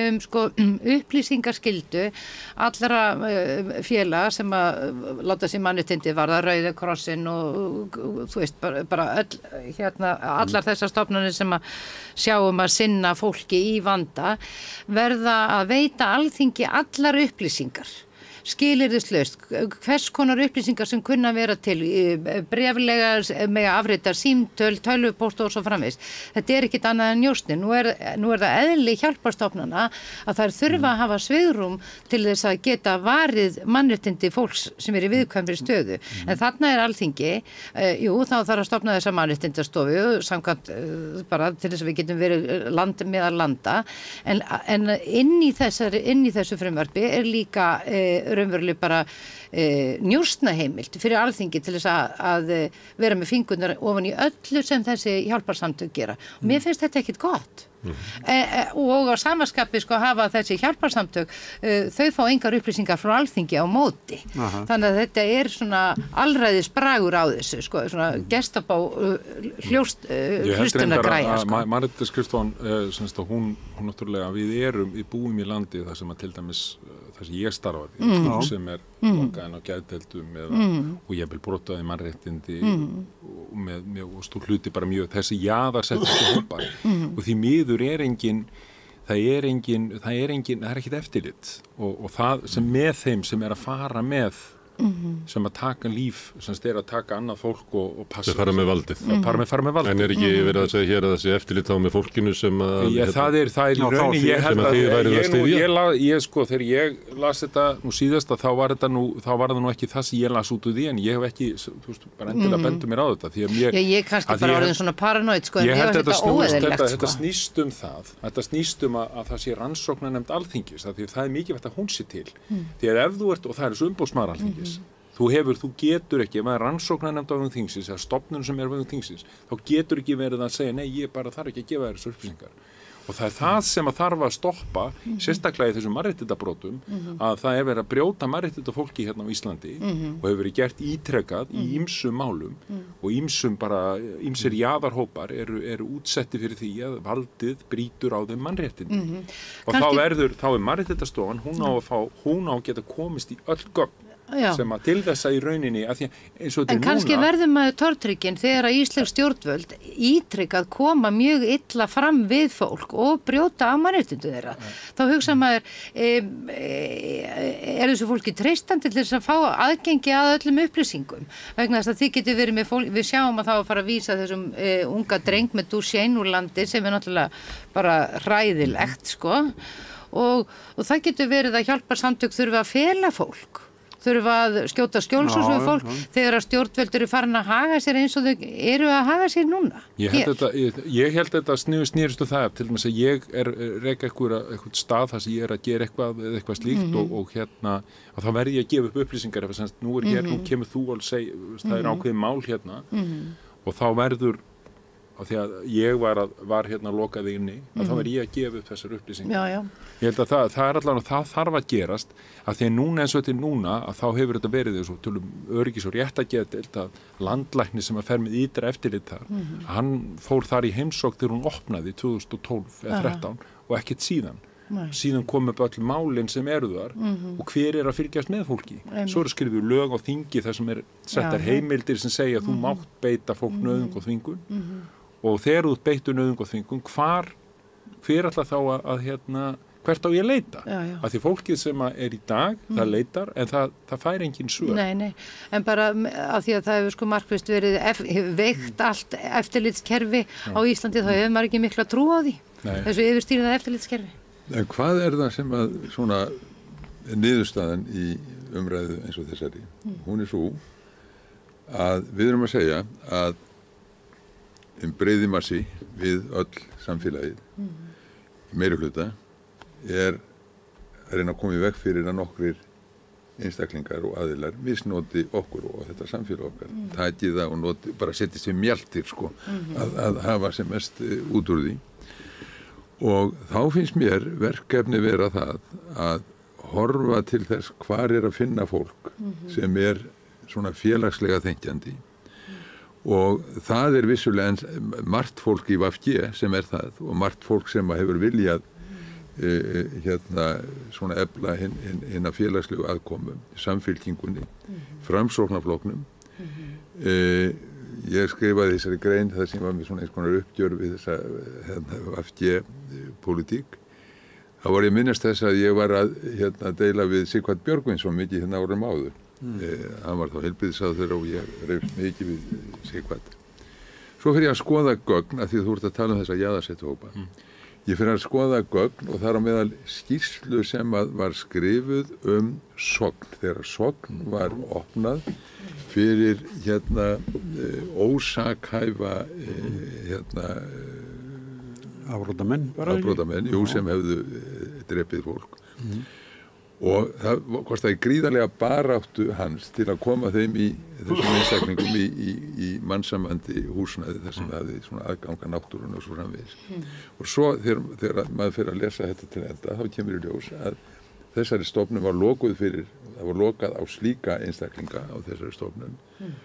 Og ég fyrir að velta því fyrir mig, hvar þetta fólk núna? Ég held að það sé geymt einhverstað bara í lokuðu húsnæði inn á 3., 4. hæð í stofnun og enginn segir eitt eða neitt. En akkur ég að nefna þetta? Ég að nefna þetta til að minna okkur á að jafnvel þó að við höfum verið að deila á þessum félagslega væng stjórnmálana, að þá að finna þessa raddir og þessa viðleitni mjög ríka annars vegar þarna og svo hinn einbeitti brotavilji viðskiptaráðsins og þeirra sem að ganga erinda fyrir þá sem til dæmis að brjóta niður áfengistefnuna í landinu og svo framvegis. Þetta eru 2 meginstraumar. Það bara tilfellið. Og þess vegna finnst mér að því að mér finnst komið í slíkt óefni hér á landi og reyndar bara í Evrópu og allstaðar í pólitíkinni að þurfi að setjast niður og skoða þetta og með gagnrýni en kannski svona smá sanngirni í bland. Já, en ekki þetta á Kleppsvík? Jú, hún var færð að Sogni þangað og kannski það sem það er alltaf mjög slæmt að það var gert af því að hún þar á annarri hæð og það þegar þú ert geymdur á annarri hæð svo árum skipti einhver staðar, þetta er ekki góður staður. Það bara hentar illa og það hefur alltaf verið. Sogn var því liti betri eins og þú segir það var náttúra. Gallinn við það var hins vegar að það var svolítið erfitt að manna það kannski með þeim fólki sem að fólk vildi að væri. Ég svo sem ekki endilega talsmaður þess að geðheilbrigðis þeir sem starfsmenn sem starfa þar inni séu endilega rétt menntaðir eða í góðu, það annað mál. Þannig að en það er alveg rétt, þetta var fært þarna. Ég var bara að reyna að finna einhvern hvítan blett á grötum. Sko. Já, ég meina, það er alveg... Og þetta tókst það. Já, þeir er alveg... Sigvartur tala mikið þetta og ég verið oft og ég er alveg... Hann þekktastu fyrir að fundið upp kostnaðarvitund sjúklinga. Jú. Það var nú það sem við vorum að rífast á sín tíma. Þessi kerfisbreyting. En varðandi mannúðarbarátuna, það var frétt í gær að Hæstiréttur Bandaríkjanna væri að segja að það væri heimilt að handtaka heimilislaust fátækt fólk og setja í fangelsi.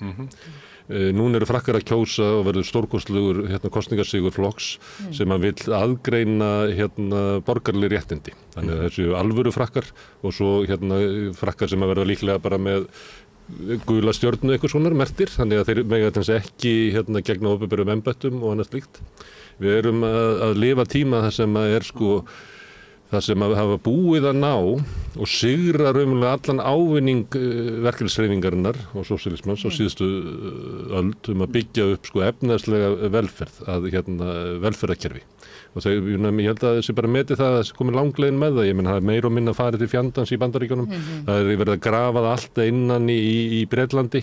Þess vegna til dæmis fellur fylgi Íhaldsflokksins og það ekki það að verkamannaflokkurinn ekki að vaxa. Ég menna Keir Starmer að fá líka fylgi og Corbyn fékk 2017, þannig að það fyrst og fremst bara hægrið að splundrast þar að því það getur ekki skilað í og það sem að vaxa í Bretlandi hægri sem að segist alltaf geta að gera þetta aðeins betur, meðal annars með því að ekki bara ráðast á efnahagslegan ávinning baráttu almennings á síðustu öld, heldur mannréttindabaráttuna. Ætla að skilgreina að flóttafólk hafi síður ekki fólk sé ógn við samfélagið og svo labbaðir bara niður eins og verið að gera í Bandaríkjunum, fátækt fólk má aftur vera handtekið og sendin á hæli. Það var gert svona 1930 í kreppunni, þá vorum við með hæli hérna upp allar sveitir og út allan heim þar sem að fólk var bara handtekið fyrir að vera drikkfellt, fátækt, ég hef stundum talað að ég held að ég sé með 5 ástæður fyrir að hafa endað í útrýmingabúðum nasista. Þú veist, ég alkoholisti, ég flogaveikur, ég sósíalisti og svo get ég haldið áfram.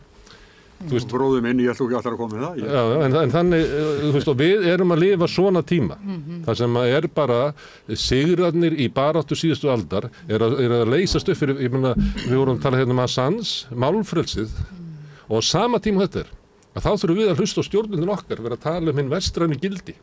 Það sem verið að fórna heilu kynslónum í Úkraínu og fórna fólki út allan heim fyrir gildin okkar. Og hver er þessu gildi okkar? Er það þessi vaxandi andmannúð að taka af okkur málfrelsið, að við að eiga samskipti á okkur heimavelli Súkerberg, en ekki það sem að, þú veist, er okkur eðlilegt og það sem að við höfum öll jafna rétt. Stýra skattfé Evrópubúa bara til þess að fjármagna styrjaldir. Já, og okkar. Og svo sjáum við eru plönum að það taka allar auðlindir okkar og færa þeir í einkaeigu, firðina, vindinn, vatnið, orkuna. Og svo náttúrulega bara, hinn stórkostlega hætta sem að stafa núna af, styrjaldar hætta sem að stöðir á okkur. Þeir eru að opna núna stjórnstöð í Vísbaden, NATO stjórnstöð fyrir Úkraínustríðin og byrjunar starfsmannafjöldi 700 manns og þeir eru að fara með Macron er að berjast fyrir því að fá NATO-hermenn núna til þjálfunarstarfa í Úkraínu. Þeir eru búin að senda, Kanadinn voru að senda og Bretar voru að senda vopn sem að flaugar sem draga 250 kilometra inn í Rússland og þeir eru byrjað að nota þetta. Ég meina, þetta er svo stórkostlega hættuleg. Þetta eru stríðsæsingar tímar, það er þannig Þetta er raunverulega hætta. Maður þarf nú ekki annað en að vera bara í sakkfræði svolítið, fara í sakkfræðina. Við erum því miður þessi apategund, hún hefur bara... En við getum gert vel, Já, við getum gert vel en því miður og þá erum við erum svo mörg og við erum svo mörg og misjöfn og það er einhvern veginn að við höfum okkar ólán með þetta, við höfum alltaf á endanum fengið yfir okkur fólk. Við höfum alltaf beitt okkur undir stjórnin sterka og ríka og við verðum að hætta því, það er eiginlega upp á líf og dauða. Það er það, en það hefur auðvitað verið, það var það líka á milli stríðana fyrri og þetta fyrsta stríðsins sem þið kalla, sem náttúrulega ekki fyrsta stríð, það búið að vera mörg stór stríð. En frá 1918 til 39 þá var það líka. En íslensk stjórnvöld, þegar við talaðum með þingið, hvað er veikt? Núna munu frakkar kannski segja að þið setja sér lög, sem kannski ekkert víst, að það verði tvískipt. Annarkoð ertu ekta frakki og getur rakið ættiðinnar í Íslendingabók langt aftur, annars ertu bara second class. En þú máttu örugglega spila í fótboltalandsliði. Þá munu rökin verða með að við íslensk stjórnvöld virka. Að við verðum að breyta lögunum á sama hátt því annars opnum við gátt fyrir alla flóttamenn sem eru á Frakklandi þeir flytji hingað og Guð almáttur við getum ekki tekið á móti þeim. Þess vegna verðum við að aðgreina Íslendinga í ekta Íslendinga og óekta Íslendinga sem að við erum að mörguleiti búin að gera. Þannig að hér eru 50-60.000 manns sem að borga skatta inn í Íslands samfélag og hafa ekki kosningarétt. Þannig að við erum á þessari leið og þetta eru tímandi sem við lifum. Þannig og það er komin tími á að við rísum upp og gerum eitthvað því annars og þetta gerir svo hratt, mér finnst þetta að lifa svona tíma sem er bara stigmögnun í hruni mannúðar bara í okkar heimsluta. Þú segir apategund, það var nú einn vinur minn sem sagði heyrðu passa að láta ekki blekkjast af fötunum. Þetta er þarna, en þetta er líka möguleikarnir að gerast annað en abi. Og gerast manneskja og... Já, ég held það, að vera manneskja er baráttumálin núna. Já. Þú veist, að vera maður og vilja vera bara í samskipti við annað fólk og bara eiga góð og innihaldsrík samskipti. Að leiðast. Já, að leiðast. Að leiðast og horfast í augu, tala saman, hittast. Og láta sér leiðast líka. Og láta sér leiðast og allt það, Ég var nú á Baðströndum í nokkra daginn og hitti 3 þýska stráka Tyrki. Önnur generasjón Tyrkja og þeir voru að spyrja mig hvernig er á Íslandi og ég sagði já það er allavega á Íslandi, getum við búið þar? Nú erum við aldir upp í Þýskalandi nú erum við ekki lengur velkomnir í Þýskalandi. Við höfum aldrei búið í Tyrklandi, við höfum ekki þangað að sækja. Hvernig heldur okkur tekið á Íslandi? Ég heiti 2 ítalskar konur, dálítið eldri en ég og önnur þeirra hafði átt ömmu í andspyrnurhreyfingunni gegn fasismannum og Ítalíu og hún sagði ég trúi því ekki að ég komin á ellilaun sé að hugsa það að fara að hvetja barnabörnin mín til að stofna andspyrnurhreyfingu gegn fasisma. Vegna þess að það eru auðvitað staðan á Ítalíu. Og þetta Evrópusamband bara samband, eitthvað samband úrkynjara stjórnmálamanna sem eru í engum tengslum við almenning og þjóna bara þeim ríkustu sem stjórna heiminum sko. Og kannski verðum við að gera bara eins og Smári að láta bara eins og þetta sé ekki lengur til þetta Evrópusamband og stofna bara nýtt Evrópusamband og byrja bara að hafa okkur eins og við ráðum. Kannski eigum við í alvörunni að mæta bara alltaf í vinnuna niður í Alþingi, bara fylla þingpallan og vera bara í vinnunni. Ég meina, hvað eigum við að gera? Við erum með stjórnmálaflokk á Íslandi og ennþá leifar af þessu fjórflokkskerfi sem alltaf hefur verið við skiptum á milli okkur, hvað get ég grætt á Íslandi, flokkurinn, og allir flokkar hafa gert þetta, hvað getur við grætt á Íslandi og það mjög langt í það að það séu stjórnmálaflokkar til á Íslandi sem segja, hvað getur við gert fyrir Ísland? Það væri rosalega gaman að fá svoleiðis stjórnmál. Hvað getur við gert fyrir Ísland? En við erum langt komið á því nú, ég er raunverulega svona búið, það er eitt eftir. Já, nei, ég vil vera hér í alltaf. Já, ég veit að ég er að koma með gott málefni núna. En hvaða sjálfstæðisflokkurinn þegar að mæla með 14,7%. Það er verið að falla á honum. Hvaða fólk þetta er eiginlega sem að styður hennar flokk? Það er bara Jarnaldur okkar Ögmundar. Þetta er bara eldra fólk sem styður það. Það er fullt af góðu fólki í Sjálfstæðisflokknum. Sjálfstæðisflokkurinn er náttúrulega algjörlega klofinn flokkur. Það er annars vegar prinsippfólk, það eru þetta þjónar viðskiptahagsmunum og eru kapitalistar, en það er prinsippfólk engar síður. Og við það fólk er alveg hægt að tala. En svo er bara algjörlega prinsipplaust fólk í flokkinu líka og ég hef einmitt spurt marga sjálfstæðismenn að þessu, það er á ykkar vakt að hreinsa til í ykkar flokki, jafnvel að hann verði að örðu fyrir vikið, þið verðið að losa ykkur við þess að óværu í flokknum, vegna þess að þetta er ekki hægt að búa við þetta, en það er svo sterk etík í Sjálfstæðisflokknum að sundra ekki. Það er eitthvað sem allir vinstri flokkum hafa döldum hegst á að gera, að þú veist, þetta er eins og trúarbrögð, Sjálfstæðisflokkurinn.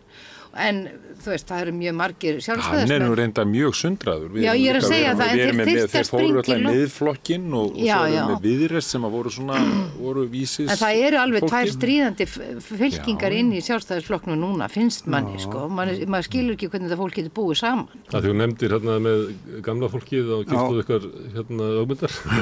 Þá í könnuninni, þá það 60 ára eldri, þá ekki nema 16,5% sem að segja styðja Sjálfstæðisflokkinn, 15,3% miðflokkinn og 29,2% samfylkingun.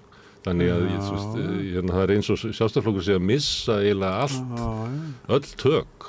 Alla áskriftur morgunblaðsins. Þau eiga ekkert upp í, það er aðeins hægt að sjá munin að það er þeir sem eru með mestu tekjurnar, þá er það 90%. En ef þetta væri áhört að sjá þetta væru bara 4 flokkar aftur, ég held að tækifærið liggi. Það gerðist þau fóru bara, því miður er ennþá þessi stemming fyrir þessu skrýtna dóti, hún er ennþá mjög mikil, það eru þarna, hvað er miðflokkur með? 14%, tæplega, 13,7 í þessari konu, það er 13,5 í Gallup. Það er rosa mikið fylgi, þú ert líka svo ertu með Sjálfstæðisflokkinn og þetta svo samfylkinguna sem að þú breytir henni, hún getur alveg verið aðlaðandi kostur fyrir sjálfstæðismenn gamla því að það er ekkert sem stuðar þá þarna. Þeir eru alveg til í að breyta útlendingamálum og þau eru með ákveðna nýja víddi í orkumálum og nýja víddi í og samþykkja sjávarútvegsstefnu og þeir eru bara, við beigjum okkur, hún er bara, og við breytum henni ekki úr því sem komið er. Það er nýjasta útspilið þar. Það er búið að taka öll horn sem að gátu stungist í. Og þeir eru með á móti þéttingastefnu eigins flokks í Reykjavík. Það er nú gott. Já. Hvað viltu gera í það? Ég vil ekki sko þetta láta braskara stýra Já, það er sem að gera sko. Braskararnir auðvitað ekki, en hvað Þeir stjórna uppbyggingunni. Já, hvað er að byggja, sko? Það er, ég er alveg saman. Nóg pláss. Já, en upp á það að við getum líka stýrt í að við séum græn og væn og allt það, sko. Já, sko, það er nú bara misnotaðasti frasi sem til sko. Þessi græni kapitalismi. Nei, og það sem að þeir eru að gera við borgina finnst mér, og eins og núna þeir eru afhentu en einum bensínstöðvarnar og ég man ekki hvað margar íbúðir átt að byggja þar á þeim svæðum sem er alveg svoleiðis yfirgengilegt ofbeldi og vildu aldrei hlusta neitt á íbúana. En ég held að Sjálfstæðisflokkurinn sé, sko, ég meina Viðreisn og Sjálfstæðisflokkurinn er náttúrulega bara sami flokkurinn. Það er Evrópuhluti hans, Evrópusambandshlutin og síðan er það hinn hlutin líka. En ég veit ekki, mér finnst stóra verkefni vera að færa alla pólitíkina til. Sko, ég veit ekki hvað, það þarf verulega eindregnar gagnrýnar raddir inn á Alþingi. Gagnrýnar raddir. Og það er miklu mikilvægara að fá þessar gagnrýnar raddir inn á Alþingi heldur en að fá þær inn í stjórnarráði, til ég vera. Þannig að það hefur gert meira gagn bara að vera til staðar inn í þinginu. Og ég held til dæmis að hún Sanna hér í Reykjavík, hún er ekki í borgarstjórn, hún er ekki í meirihlutanum. Hún hefur haft mikil áhrif inn á umræðuna og ég bara veit það, til dæmis í tengslum við þessa umræðum þéttingu þarna bensínstöðuna og braskara valdið sem að þar hefur vært í öndvegi.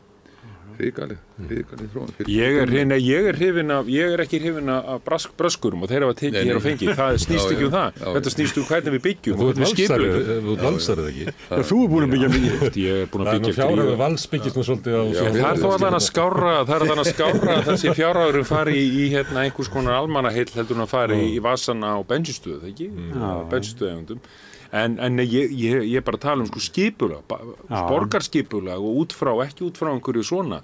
Mér finnst það í rauninni borginni að eiga sína lóðir og eigi bara að byggja það og byggja og eigi bara að vera með sko í rauninni verulegan sósíalisma í því hverju byggja. Og borgin á að axla þá ábyrgð sem henni ber til dæmis í húsnæðismálum og sveitarstjórnirnar eiga að gera það. Það er náttúrulega skýrt að dæmi gjaldþrot stjórnmálanna að hvorki ríkinni borg getur átt við húsnæðiskreppuna sem við erum í og höfum verið í mjög lengi og hún versnar svo hratt núna að það að milli mánaða hækkaði leiga í Reykjavík 3,5% á milli mánaða sem að þýðir bara leigjendur búa í sko verðbólgunni sem er í Tyrklandi 50% verðbólgu.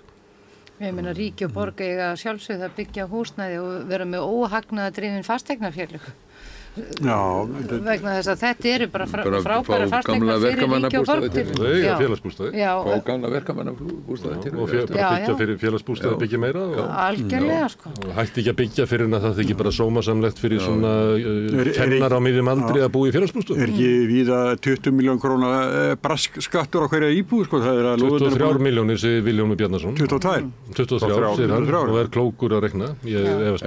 En varðandi þetta sem að skekur Evrópu og tala þarna með Le Pen flokkin í Frakklandi og AfD í Þýskalandi og víðar að sko og þessi umræða svolítið hérna líka að þar finnst mér alltaf ruglað saman tveimur gerólíkum þáttum annars vegar hælisleitendur og hins vegar fólk sem að sko þensla kapitalismans er að flytja hérna inn í tugþúsundatali og setja það á þrælakjör og búa þið óviðnandi aðstæður og síðan horfa menn á þetta og segja já sjá þess að hælisleitendur er ekki neitt vandamál þeir eru sára lítill hluti af þessu öllu Nei, við höfum farið við það hér og tók prósentan að þessu, þetta er svo lítið, mann að þú nefndi prósentuna sko. Svo líka er að núna komast stjórnmálamenn upp með að tala stjórnleysi á landamærunum, þó svo þessi 56% færri sem að sækjum hæli hér í ár heldur en í fyrra. En samt færi þetta bara ganga. Það er það sem ég er eiginlega mest hissa yfir núna. Já, það er bara verið að koma í veg fyrir að þetta fólk sem kemur, allt þetta fólk sem kemur inn til starfa, það njóti félagslegra réttinda. Það er bara verið að nýta sér vinnuaflið án þess að þurfa að leggja neitt af mörkum til þeirra í staðinn. Nei, meina, þú veist, og svo bara, þú veist, skömmin, sko, húsnæðis, hvernig fólk hefur verið þegar, þú veist, náttúrulega bara allt frá því að þú bara þar bóka stígnum, hvernig þú brunnu nú inni þar og svo bara upp í alla þessa hjalla sem eru hérna og fólk að Það mætti rannsaka þetta, því að segjum þess ferðaþjónustuna. Hversu stór hluti af ferðaþjónustunni sko það sem verið að græða á túristum og hversu stór hluti verið að græða á innfluttu vinnuafli, það sem verið að borga skítalaun og síðan að leigja því húsnæði og ná peningunum af þeim þar. Kannski bara stór hluti af ferðaþjónustun okkar, alls ekki öll, en bara stór hluti af ferðaþjónustun okkar í raunverulega uppbyggð atvinnustarfsemi til þess að græða á tildulega bjargalausu fólki sem hefur rekist. Ég ætla nú ekki að fullyrða það en hins vegar þá held ég að það sé margir sem að græða nákvæmlega þessu að setja því Við erum að losna við þetta, við getum kallað inn einhverja Dickens tíma sko, eins og í Dickens þar sem allir reyna að græða hvort öðrum ef ég á einhver helvítis herbergi Þetta stemningin, þér á að vera alveg sama náungan, það verið að reyna heila þó okkur í þá átt. Nei, og það náttúrulega bara húsnæðis, þú veist, við erum að tala hérna þegar við erum að tala vexti hér og annað, þá bara eða kaupmátt á Íslandi, það ekki hægt að laun eru sögð mjög há en ég meina hverslas rugl það þú berð á saman síðan við húsnæði sem þetta setja í húsnæði á laununum þínum hérna á Íslandi með eða annar staðar og þá erum við að tala bara svona þetta fólk sem að lifir á bara svona millitekjum og svo þetta ekki rétt eins og það alltaf verið að fullra hérna þessu laun há og ég tók bara svona eitt dæmi sem svona skynsamlegt sem að bera saman lágmarkslaun á Íslandi og lágmarkslaun í Sviss sem eru bara svipurlönd að þessu leiti að það eru gríðarlegur fjöldi innflytjenda í Sviss og þeir þurfa að bregðast við til dæmis þessu að hérna séu ykkur öflinn í okkar samfélagi sem að níðast á þessu fólki. Þannig að þeir sitja sko lágmarkslaun. Lágmarkslaunin þar eru sko, ég heldur sko 60% hærri heldur á Íslandi en það aðeins dýrar að lifa þar og ég labbaði með þetta gennum skattkerfi og svona. Samt eru sko 25% hærri ráðstöfunartekjur sem að sá sem er á lægstu laununum í Sviss fær heldur en á Íslandi. Sviss ekki sko sósíalísland, það bara reikið af ykkur svona bændum sko, eða þú veist, byggir svolítið á svona nær ákvörðunum í samfélaginu og þeir bara vilja ekki hafa þetta ógeð í sínu samfélagi og setja þá bara lægstulunni þannig að það sé hægt að lifa af þeim. Þú mátt ekki ráða eitthvað í vinnu ef maður getur ekki lifað af laununum sínum. Ef þú vilt gera það, farðu bara eitthvað annað. Getur ekki gert það inn í okkar samfélagi og það vantar bara eitthvað svona bara eitthvað, ég veit ekki hvað það vantar. Það er verið að reyna að gera það eðlilegt að hafa gott af öðru fólki og það náttúrulega bara villan, þingið verð það alltaf. Það verður að reyna að setja eitthvað örlitla sko réttarbót fyrir leigjendur sem var eiginlega ekki réttarbót því að þetta átti að vera svona hugmyndum að við skilduðum leigusalan til þess að skrá leigusamningin og þá gætu við svona smátt náðu ykkur tökum á þessu markaði. Þetta var fellt út af því að Sjálfstæðisflokkur vildi ekki. Og þá voru afgreitt einhver lög sem eru kynnt hérna í auglýsingu frá Framsóknarflokknum, einhver réttabót fyrir leigjendur sem eru bara verra fyrir leigjendur en eru réttabæta fyrir leigusalan. Já, sko, það fólk sem sækir hér hæli, því leið það komið hæli, þá þarf samfélagi að taka ábyrgð á því.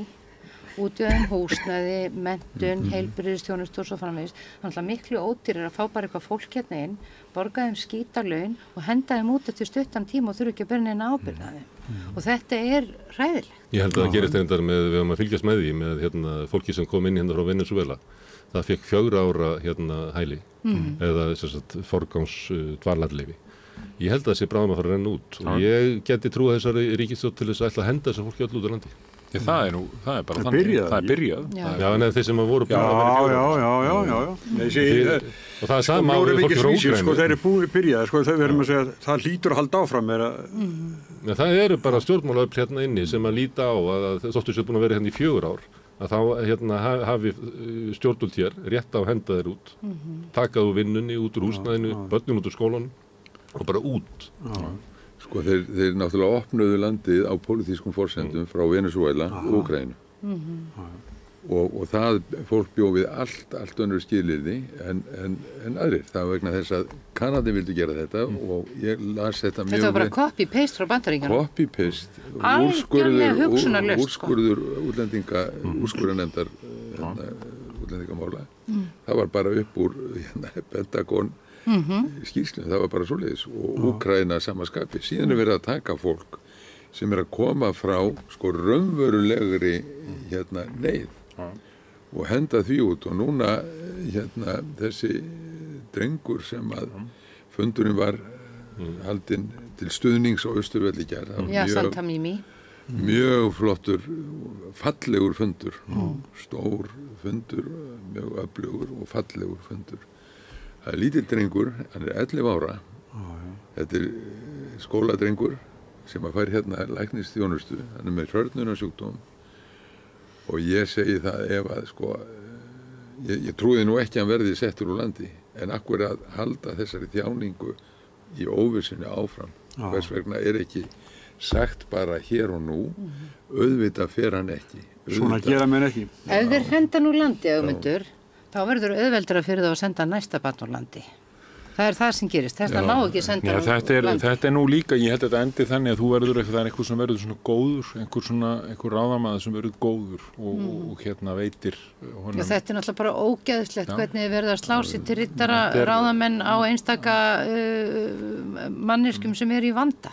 Það ræðilegt. En þá vil ég bara einhver góður stígi fram. Já. Það mun einhver góður stíga fram. En hins vegar þá þetta alveg lýsandi hvernig þetta þetta og það líka eins og þið verið að tala hvað búið að afvegaleiða fólk og segja því og það verið etja því og segja að það hérna vonda fólki hérna í eins og í Reykjanesbær, alltaf verið að tala það sé svo hræðilegt fólk það sem að nauðga börnum og nauðga konum og það kemur bara þetta bara hljómar eins og í þriðja ríkinu sko, þá voru þetta alltaf skýningarnir, þeir voru úrkynjaðir og þeir voru alltaf að nauðga og þeir voru alltaf að stela og þeir voru ekki í samfélaginu, þeir voru alltaf að eyðileggja menninguna. Þetta náttúrulega bara algjörlega heimatilbúið vandamál í Reykjanesbæ vegna þess að það tekið fyrstulega ríki gerir hérna samning sem og allt og litli peningar og miklu meira fólk heldur en til var stóð til. Fólki sem að koma, það fær enga upplýsingu eða menntun það í hvers konar samfélagi það að fara að búa. Samfélagi fær enga menntun við hvers konar fólk að bætast við og þegar samfélagsgerðin breytist svona hratt þá verður auðvitað til núningur en það ekkert gert til þess að hjálpa fólki. Við erum ekki að ráða sálfræðinga og geðlækna utan og heimi til þess að aðstoða við þessa aðlögun. Við erum ekki með fagfólk á landinu sem kann að taka á móti fólk úr heimshlutum sem Málið að Reykjanesbær að þú veist þetta svæði og það partur af þessari hugmynd að við séum alltaf að einhverju samkeppni hér og erum alltaf að búa til eitthvað að það er svo langt síðan að Reykjanesbær byrjaði að vera staður þar sem jaðarsettasta fólkið það fluttið þangað þegar að herinn fór og þetta stóra þegar var gefnar þessa eignir það eru gefnar eins og allt þetta Katego dót þarna það sem þú býr til bara íbúðir fyrir hvaða fólk þú veist hverjir að flytja þangað, hverjir fluttu þangað og það sem nú skoðan skólan sem hérna upp á Ásbrú og sem heitir Njarðvík, sama sveitafélag þetta sama sveitafélag og það Njarðvíkur skóli þetta útibú frá Njarðvíkur skóla að þú veist munurinn á þessum tveimur skólabyggingum bara til dæmis þú ferð þarna inn og horfir á börnin sem eru þar það búið að búa til nýtt svona gettó og það nákvæmlega eins og í Breiðholti það fátækt fólk öryrkjar og síðan erlend fólk, útlendingar sem að koma hérna sem bæði hælisleitundur og fólk sem líka hér að vinna einhver staðar, að þræla einhver staðar og býr þarna að því þarna getur fengið húsnæði sem aðeins ódýrara heldur til dæmis hér. Og það skemmtilegt að samfélag ég sem að flytja upp í Breiðholt? Já, það bara æðislegt. Ég hef alltaf búið í 101 og það orðið bara Breiðholt skemmtilegt. Það er bara búið í Lundabúð. En hins vegar þá það ekkit gaman þegar bara jaðarinn settur saman og hann þarf að þjást þarna og enginn í rauninni. Þeir fara að byggja 6.000 íbúður í Ásbrú. Þú veist, þetta þetta fyrir akkur á þetta bara einhver, skiljiði. Hvernig var það? Hvernig gat það gerst bara? Það var réttið til braskarana og okrarana að ganga fyrir öllu. Já, það var svona fengu Katego. Þetta er bara þessar endalausu einkavæðingar sem hafa gengið hér í gegn sem að fólk var fært einhverjar eignir eins og þetta og þetta er ótrúlegt að við skulum bara leyfa þessu. Við getum látað okkur hlaka til hausins, þá verður farið að leyfa fangelsun flóttafólks. Það verður strax byrjað. Það verður nýjasta frumvarp. Guðrún Hafsteinsdóttir að fara að taka bara fyrstu skóflustunguna. Flóttamannafangum. Guðmundur Ingi Guðbrandsson var í viðtali hérna í vikunni, hann sagði að það myndi aldrei gerast á vakt. Nei. Já, vaktin það er að fara að breyta karakter eitthvað að berjast. Það er bara hann vona að hlusta enginn. Það er vona að Bjarni sig ekki að hlusta. En hérna verður nú enda þetta, við erum svo langt fram í tíman okkar. Við ætlum að ræða stjörnumerki, við nefnilega augmyndum bæði í krabbamerkinu. Við ætlum að fá að vita í hvað stjörnumerki þú. Bómaður. Við erum steingeldubræður. Ég er endar hundur, ég tek meira mark á því, ég er hundur. Í kínversku? Já. Ég Pabbi minn var svo djúpt inn í þeirri speki að ég fór aðeins inn í hana með honum.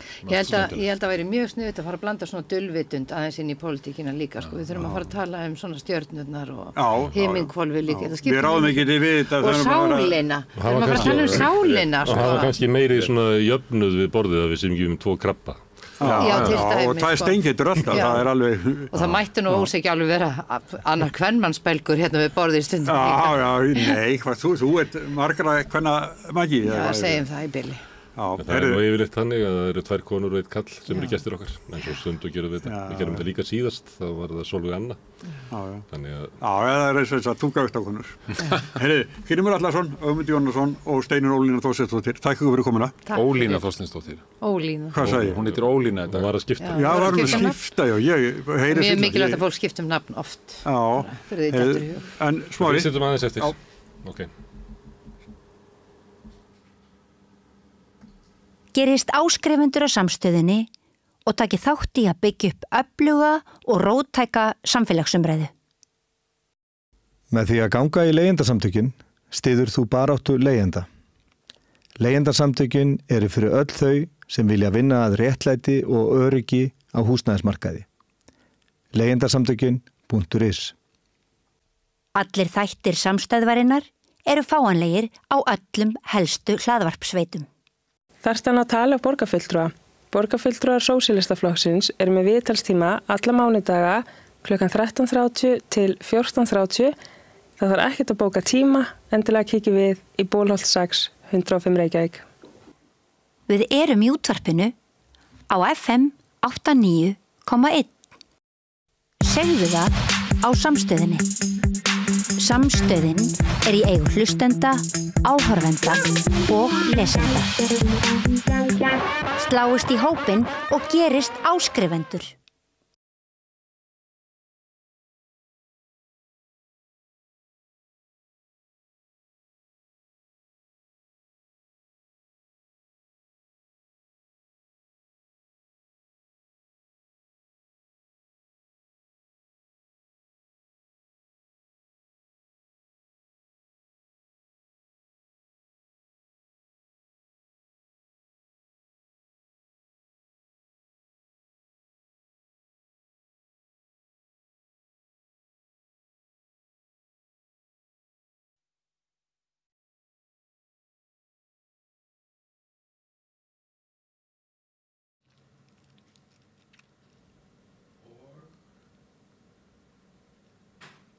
Já, velkomin aftur. Þetta er þátturinn Synir Egils. Gestir okkar eru farnir, Grímur Atlason, Ögmundur Jónasson og Steinunn Ólína Þorsteinsdóttir sem að reynda skipta nafn í miður þætti og vil heita Ólína Steinunn Þorsteinsdóttir. Við setjum hérna eftir, Sigurjón. Já. Er þetta ekki svona síðasti þátturinn okkar ekki að fara í sumarfrí í júlí? Jú, það ég hef ekki að treysta það. Komið svona glæta einn dag, hann að við getum svona notið sumarsins með einhverjum hætti. Já. Kannski búið við til eitthvað svona í sumar. Við gerðum það upphafið þessa þáttar er það að við vorum að fylla svolítið svona tómarúm síðastliðið sumar. Já, voru bara 2 hérna. Já, drófum aðeins úr svona venjulegri dagskrá yfir hásumarið. En ég er svona að leita ýmsum leiðum að því að minnst nú ekki alveg ekki svona góðu kostur að fara alveg í frí þótt að við eigum alveg ógrynni af áhugaverðu efni sem að svona venjulegur hlustandi og áhorfandi hefur ekki séð. Við getum endurflutt efni í heila mánuð á þess að... Já, líka efni sem er ekki endilega bundið deginum í dag. Þetta er alls konar viðtölum, alls konar... Klassík. Já, mikið svona söguleg efni og alls konar. Og líka bara svona innsýn inn í réttindamál ýmissa hópa sem að því miður breytast ekki. Það er ekki eins og séu framfærir í því. Og svo sunnudagarsögurnar þínar, löngu viðtölin. Já, helgispjallið. Helgispjallið, já. Það er ég heldur reyndar að ég hafi eitthvað bókað svolítið inn í júlí. Ég gleymdi þessu að það ætti að vera frí í júlí. Þannig ég er búin að bóka bæði vikuskamt og helgispjall og langt inn í júlí. Já, þú getur ekki stöðað? Jú, ég har alltaf eitt, sko. Jú, hann er aldrei gott á pásu, sko. Þú veit, búin að mikið kysla sérstaklega þér hérna og ykkar fólki. Það hefur gengið bara mjög vel. Þetta ef þetta svona seasonið búið, þá held ég að við á Samstöðinni getum verið mjög ánægð með viðtökurnar. Já, ég held það fjölgar bara jafnt og þétt áskrifendum og það að verða ljóst svona að við höfum svona tækifæri til þess að taka svona næsta skref svona með haustinu, koma með Samstöðin 3.0 og við sögðum í upphafi, ég veit ekki hvort að ég hafi sagt þér það ekkert en það var svona hugmyndi svo að þetta tekur svona 5 ár að búa þetta til og ef okkur teksta þá verður þetta eitthvað sko stórkostlegt en náttúrulega mesta líkútan að við deyjum á leiðinni það var svona, við lögðum að staða upp með það. Það er voru kannski. Já, mér finnst það að orðið ég er alltaf bjartsýnn sko. Já. Samstöðin getur orðið bara eitthvað sko fyrirbrigði og fenómen í íslensku samfélagi sko. Það er bara þannig. Já, nú er ég bara hérna lausa með það sko. Ég heyri það víða sem ég kem sko. Það sem að fólk talar mjög jákvæmt Samstöðina. Já. Og sumi vilja bara þakka fyrir sko. Þannig að þetta er svona, þetta er straumur í kringum. Já, þannig að og þá höfum við kannski fjölbreytiefni og svo er svona draumur hérna að byrja rauðaborðið á virkundögum með svona frétta yfirliti. Og hugmyndin er svolítið svo að við keppum bara í því sem að við getum unnið á einhvern hátt. Þess vegna erum við með svona lengri og suma finnst dýpri umræðu fjölbreytilegri mál með fjölbreytilegri gestum sem að mér finnst við alveg geta unnið hinna miðlana og rúf og eitthvað fleira. Við erum ekkert að skammast okkur fyrir það. Við keppum hins vegar ekki í leikmunadeildinni, við sittum bara inn í þessu sama herbergi alltaf og erum ekkert að reyna að keppa þar sem við ráðum ekki við. Já, það er nú 2 myndverðinda. Já, 2, en þú veist það er bara, þetta er bara tekið upp í tilteknum herbergjum, þannig við erum ekkert að umturna stúdíóinu af því að hérna, sjávarútvegsspjalli kemur eða fangarnir koma eða neitt svoleiðis. En það er eitt sem að í sambandi við fréttir, sko, við erum svo lítil og fá að við getum aldrei unnið í því að segja fréttir, að finna fréttinnar, af því að þetta eru ritstjórnir með hérna, miklu fleira fólki og vaktaskipti og alls konar. En það sem að vantar í fréttinnar er samhengi. Þú veist, það er eitt að segja fréttinnar, hvað gerðist, Jói hérna, gerði eitthvað. Hitt að segja af hverju gerði Jói þetta og hvaða afleiðingar hefur það sem að Jói gerði.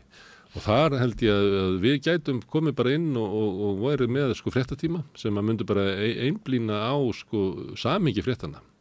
Þú veist, af hverju sagði Bjarni þetta eða af hverju hérna, er Bjarni með þessa stöðu og af hverju er Sjálfstæðisflokkurinn ekki að skipta formann og sem að mér finnst að sumileyti sko Ríkisútvarpið og Stöð 2 hafa svolítið bara bakkað út úr. Það er mest áherslan bara að segja fréttinnar. Það er hérna svona mörgu sprengjum varpað á Gaza en það er ekkert svona það vantar samhengið sko. Já. Sem að mér hefur alltaf fundist í svona gennum blaðamennskuna að það er eitt af því sem að blaðamennska snýst það er að hérna segja hvers vegna og hvað svo, ekki bara hvað og hvar og hver. Nei. Og reyna eitthvað svolítið sem að haustinu eða? Já, það er draumurinn sko. Ef okkur tekst að safna svona í við fleiri áskrifendum. Við náttúrulega erum ekki með ríkistyrki. Þannig að hérna, við treystum á almenningur að koma okkur út þetta ár. Mér sýnist að við eigum svona möguleika á að fá styrk á næsta ári. En það er þá miðað við sko tekjurnar á síðasta ári. Og það er náttúrulega svolítið óréttlátt í kerfinu. Að hérna segjum að moggin eða eitthvað sem er bara alltaf hérna. Hann fær styrk miða við þennan rekstur. En við erum svona, alltaf á upplið. En þegar við erum komin árið 2025, þá fáum við sko styrk miða við umfangið á reksturum 2023, sem að í svona örum vexti er kannski bara rétt rúmið þriðjungurinn að þessu. Þannig að mörg ár í viðbót, að því að kerfið er umverulega búið til þess að styrkja þá sem eru fyrir, þá sem eru sterkir, að þá mörg ár í viðbót verður við bara með brota því sem aðri fá, sko hlutastlega með við okkar umfang. Þannig að þetta er erfið leið framundan en byggir mikið á því að okkur takist að fá svona velvilja almennings til þess að keyra þetta áfram. Þá gengi vel hingað til. Já. Herðu, en við ætlum ekki að tala um samstöðuna?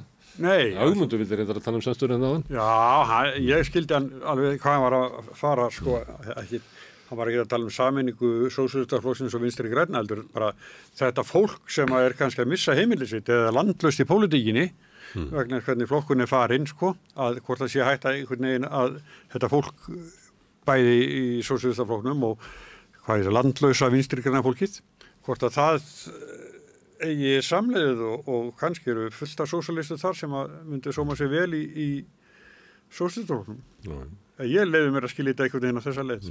Þetta fólk á samleið í ýmsum baráttumálum. Man sér það að sömuleitir reyndar er svolítið sorglegt að sjá að þegar maður fer á svona mótmæli út af Palestínu að þar vantar sko VG, því að það fólk er einhvern veginn í vondri stöðu út af ríkisstjórninni, kannski vill ekki mæta því að það þarf að fara að svara fyrir VG eða eitthvað.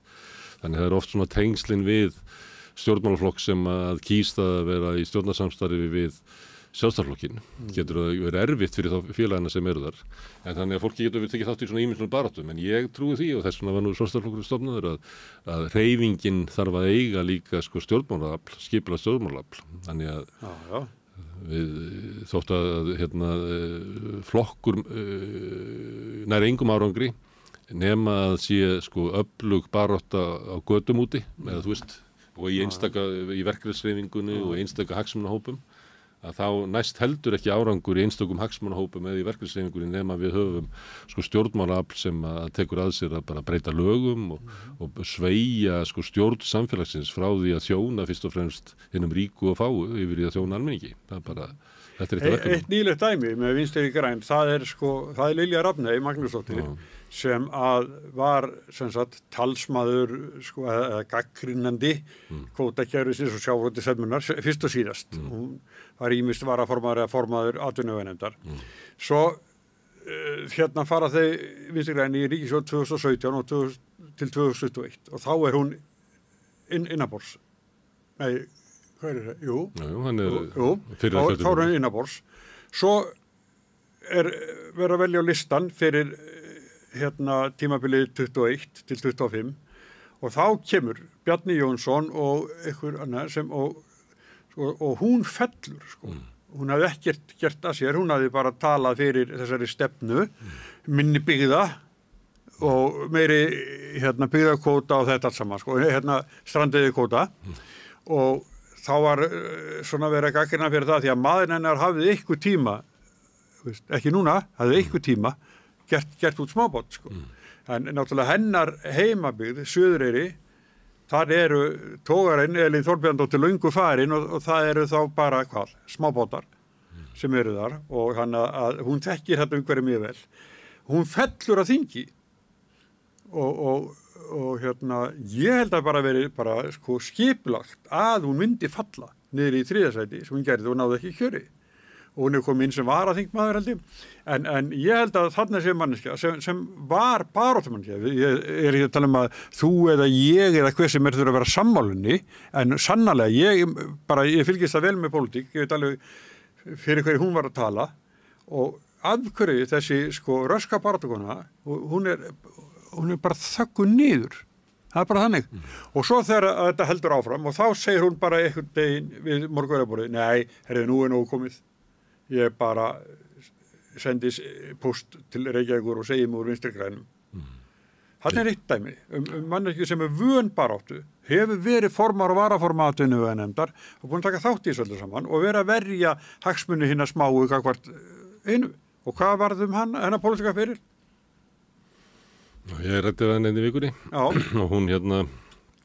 hún sagði sko að fyrra kjörtímabilinu þegar Sjálfstæðisflokkurinn fór með matvælaráðuneytið að þá hafðu þau náð árangri og náð, ég man ekki, nei það var kannski áður, en þau náð til dæmis að fá aukin úthlutun inn í strandveiðarnar og náð ýmsum árangri, stoppa þessar hugmyndur að setja gráslöppuna inn í kvóta og hitt og þetta. Og svo segir hún eitthvað svona, nú er VG í ríkisstjórn og er með ráðuneytið, matvælaráðuneytið. Af hverju getur flokkurinn ekki náð fram stefnu sinni í sjávarútvegsmálum og af hverju setur hann mál sem eru gegn stefnu sinni í sjávarútvegsmálum þegar hann er í þessari stöðu? Þetta er náttúrulega, þú veist hversu langt, ég meina hvað þarf að ganga á til þess að sko, og ég held þetta sé mjög mikilvægt mál, þetta með sjávarútvegsstefnu VG, 21 að þá var minni fall í fylgi VG út á landi heldur en í bænum. Og það sást líka enn frekar í sveitarstjórnarkosningunum 2022 að þá helduðu svona sínu hér og þar svona miklu frekar en algjör trun á höfuðborgarsvæðinu. Og hluti að því var að sko sjávarútvegsstefna VG naut fylgis og stuðnings út á landi. En það með því að sko fórna henni eins og þeir að gera núna. Ég held að það sé sko það að Lilja hætti sé svona tákn ákveðið sko hrun út á landi. Hún er ekki svona eina sem er að hugsa sér í gang. Nei. Ég hef oft talað við Lilju og stundum hefur hún hringt til mín og við höfum talað saman og ég er ekki að tala hvort ég er sammálinni og ósammálinni en sko ég er að tala sko baráttu manneskjuna sem að sko sá ekkert annað en að halda á lofti hagsmunum sinna umbjóðenda gegn auðvaldin, gegn stórútgerðinni en það er þú nú leikið stundum með hvað margir hafi yfirgefið Vinstri græn. Já, það er búið að vera eiginlega stríðstraumur alveg frá hruni sko. Já. Og það tengist náttúrulega, við hefum kannski átt að ræða betur við Ögmund það því að það kemur svolítið að ég er búin að vera að fá svona nokkra úr VG, svona að því að það er eitt af stóru tíðindunum, það er annars vegar sko vegleysa sjálfstæðisflokksins einhvern veginn og svo hrun VG og svo náttúrulega uppgangur samfylkingarinnar sem er svona erfiðar að ná utanum.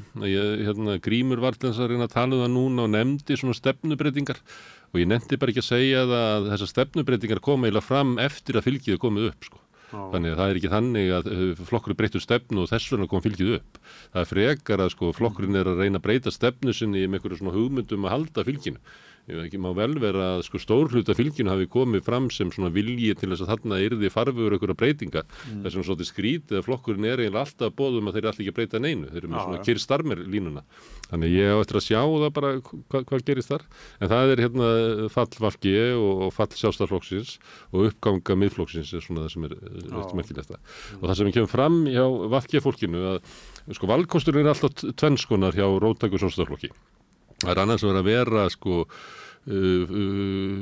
flokkur sem er að berjast sannarlega fyrir breytingum og þarf að vera ykkur valkostur og þegar Ögmund var að segja áðan að það er svo margt sem bendir til þess að það sé í gangi núna og ég held að það tengi svona gasastríðin og svona það er að verða það hétað á andstæðan gegn Víetnamstríðinu gata af sér svona vilja til að búa til það sem að Bandaríkjamenn kalla svona counterculture, það er svona valkost á móti til hliðar við hitt að við og þetta er svona hugmynd sem er það að við eigum að berjast fyrir ykkur og það getur vel verið að við þurfum að berjast í 10 ára, 5 ára eða 50 ára eða hvað sem er.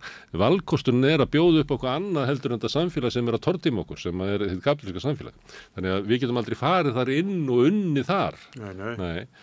Það er hluti af þeim sem stofnuðu VG höfðu þær hugmyndir stjórnmálafl og mér heyrist alltaf að Ögmundur er alltaf að verða meira þeim megin eftir því sem hann eldist.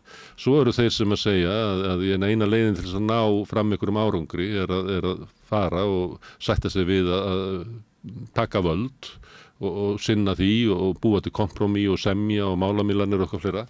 Og þess vegna er þessi loka niðurstaða Lilja Rafneys og Athyglisverður að þú veist, ef að við förum inn í ríkisstjórn og ef að við fáum sko matvælaráðuneytið og þá náum við ekki einu sinni fram sko sjávarútvegsstefnu okkar hvað er þetta þá? Og þannig er þetta auðvitað því að aflið hérna megin það sem að stjórnar sko stjórnsýslunni, dómskerfinu öllu stjórnmálakerfinu, öllum fjölmiðlunum og eitthvað svona, það er allt með svo afgerandi línu það hvert við eigum að fara að þú ferð ekkert inn í kerfið og breytir því sko. Þú getur alveg bara gengið í Sjálfstæðisflokkinu alltaf að fara að breyta honum innanfrá og ég meina gangið vel. Heldur að það myndi að gerast, það myndi ekki gerast. Þannig að þess vegna var ég svolítið að náðan að segja að valkostunir eru þannig að við verðum að fara að hugsa það, við verðum bara að búa til eitthvað nýtt til mótvægis við hitt sko því að það að fara og laga og milda hjarta Bjarna Ben og svona þetta er bara algjörlega vonlauslega sko, bara hættum þessu. Það er engin þolinmæði það. Og það er ekki bara best að kjósa Framsókn og mér finnst þeir kynntu breytingar í borginni en svo vildu samt engu breyta og breyttu engu og nú er Samfylking komið það sama, þeir eru að boða ykkur breytingar en þeir ætla ekki að breyta neinu og hver breytinguna þá? Við losnum við Sjálfstæðisflokkin eins og vandamáli sé sko Bjarni Ben í sjálfum sér. Ef að Sjálfstæðisflokkurinn og Samfylkingin á saman meiri hluta. Já, eins og síðast. 2007. Nei, já, í landsmálun. Já, 2007. Já, þá það bara komið ríkisstjórn. Ég held að. Það verði sama, að þá verður Sjálfstæðisflokkur búin að skipta fórustu og þá í 2007 þá segir Ingibjörg Sólrún sko, já, hérna förum við í ríkisstjórn með Sjálfstæðisflokkum. Við erum allavega laus við Davíð sko, þannig að Geir náttúrulega, Geir var ekkert allt önnur ella sko, Geir var bara hagsmunagæslumaður öðulsins og þetta var hryllileg ríkisstjórn sem endaði með hruni, bara hryllileg ríkisstjórn. Hryllileg sko. Heyrðum. Já. Við erum að fara í sumari. Já, við erum að fara í sumari. Þannig það getur vel verið að ég hringi í þig aftur og fæði þig til að koma hérna ef þú ætti leið í bæinn. Já, leið í bæinn. Byrjuðu ekki út á Reykjanesi? Jú, Grímur alltaf að mæra sveitafélagi mitt. Hvað segirðu? Fara þetta Suðurnes eða þetta Reykjanes? Já, Suður með sjó, sagði mamma alltaf. Já. Ég segi það sem Suður með sjó. Ég held að Reykjanes er svona seinni tíma að fara út á Reykjanes. Já. Það að fara út á Suðurnes. Já, Reykjanesið er það ekki bara táin það sem að Reykjanesvitin og það, eða ekki?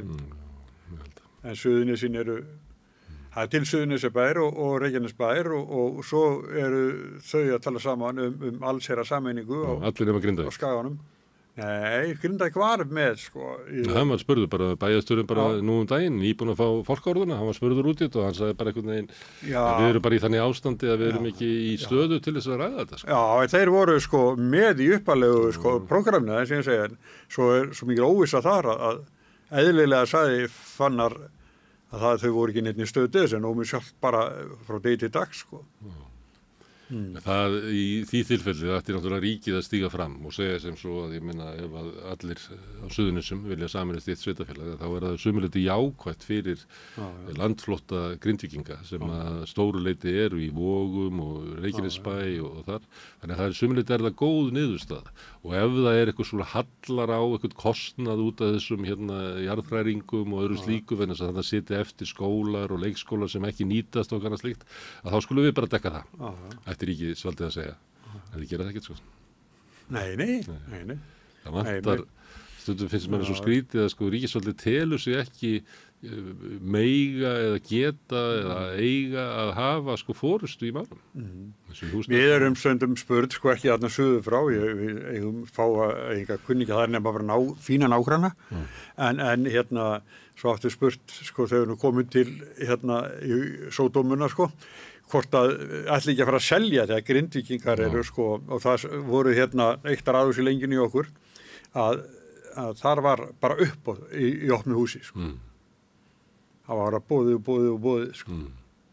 Og þeir sem áttu það þeim bara fannst þetta mjög óþægilegt. En það nú verið að byggja eitthvað 10 íbúð þarna bara rétt hjá okkur. En við tölum lítið Sjálfstæðisflokkinn áðan. Já. Við vorum eina frétt sem að mér finnst fyndin. Ég ætla aðeins að vekja á athygli í lokin. Það var það er svona hægri podcast sem er þjóðmál sem er ég var nú að stríða þeim að ég fletti upp hvernig þau byrjað. Þegar þau byrjuðu þá var Sjálfstæðisflokkurinn með yfir 28% fylgi en núna eru þau komin inn í 14. Þeir láta alltaf svo með það hvað þetta sé sko vinsælt og áhugavert podcast sko. Flokkurinn og auglýsa aldeilis í blaðinu hefur helmingast á leiðinni. En svo er Frosti Logason með broadcast og svo er Snorri Másson með heiti ritstjórinn. Er ekki ritstjórinn? Já. Og þeir eru talandi svona þjóðfylkinguna í Frakklandi og svona andmannúðastefnu að tala gegn innflytjendum, tala gegn kvenréttindum, tala gegn þau kallar þetta vókisma sem er svona öll svona hugmynd í samfélaginu að gæta hagsmunu þeirra sem eru veiki fyrir. Og eru mjög harðir á þessu og ég bara fylgist með þessu því ég bara áhuga á stjórnmálum hversu hratt þetta gengur og maður svona velti fyrir sig er þetta innflutningsvara á Íslandi sko ég veit þetta getur átt í svona stærri samfélögum þá getur þetta kannski verið söluvara en það raunverulega hér sem þetta getur verið þannig ég hef svolítið hlusta á þetta og svo hef ég bara fylgst með því að þeir verða alltaf svona sannfærðari það að þeir séu að tala einhverju máli sem að nýtur sko mikill að velgengn út í samfélaginu og þú nú verið í fjölmiðlum og svona, þetta nú eitt af því sem maður þarf alltaf að passa sig á að þeir koma til mann sem að eru að skella þig og ég man í gamla daga þá bjóði til einhvern veginn frasan að þú eru að passa þig á að sækja þetta klapp á öxlina, síðasta klappið mun henda þig fram á brúninni sem svona það sem maður reyna að lýsa þessu, að það getur verið svo hættulegt. En ég hef tekið eftir því að bæði Snorri og Frosti eru bara, þeir magnast upp bara viku frá viku, einhvern veginn sannfærður að það sé bara verða eitthvað. Þetta einhverjir sem hlusta og er að mæra þá. Svo fá þau peninga frá ríkukollunum til þess að halda þessu áfram og þeir eru rosalega ánægðir með þetta. Þannig að það er svona eins og þessi svona sannfærður að verða bara eitthvað bylting sem að mun gera bara upp við til dæmis það sem við vorum að tala um áðan sem er svona mannúða baráttu 20. aldar. Svo sá ég það allt í einu að í Frost er að segja í sínum þætti og segir hann einhvern veginn, veistu hvað er lausnin á vanda Sjálfstæðisflokksins? Og þannig með svona sidekick sem er í tæknilínu og hann talar stundum við og sá segir, nei, hvað er það? Það er að Snorri Másson taki yfir flokkunum. Já, djöfull væri það nú gott sko. Já, ég held að það sé bara væri rosalega sterkur leikur eða Bjarni bara myndi heimsækja Snorra og láta hann taka yfir flokkinn og þetta Snorri held ég sé 27 ára eða eitthvað og er bara svona gasprari sko, sem að sko auðvitað hann gat verið fyndir sko. Já, ég veit það og bara fýtt sko, ekkert af honum í sjálfum sér en hann er bara í því að svona gaspra bara eitthvað og ríkukallanir ofsalega ánægði með það og eitthvað svona því að þeir þurfa á þessu halda til þess að halda völdum því að þeir sem auðgust í nýfrjálsvíkinni ætla að verja það með fasisma. En ég held að þeir séu aðeins að miðskilja stöðu sína, að þeir halda það að sko engarættin og félagin og allra ríkasta fólk á Íslandi ætla að færa Frosta Logasinni og Snorra Másinni völdin yfir Valhöll. Ég held að séu svona aðeins farið að láta klappið á öxlina hringla aðeins með svona hvar þú ert raunverulega staddur í lífinu sko. Þetta er svona sömuleit er það samt svona að því að þú kannast við þessi átökin á milli miðflokksins og sjálfstæðisflokksins hvað sjálfstæðisflokkurinn á að vera við erum að horfa að það verður kosið bara í næstu viku í Bretlandi sem að líklega íhaldsflokkurinn mun bara leysast upp og það er bara henni hefðbundna leið sem við farið hún bara gengur ekki þannig að til þess að ná fram að þá verðum við að gera það með einhverjum allt öðrum hætti þannig að þetta er samt svona, þótt þetta sé fyndið þá er það samt svona vísir af svona það er leit í hægrinu ef við ekki bara fara full force á þjóðfylkinguna að boða það að fólk sem er hér að vinna að það verði sérmerkt og það muni aldrei fá að gegna embættum. Meiri hryllingurinn maður.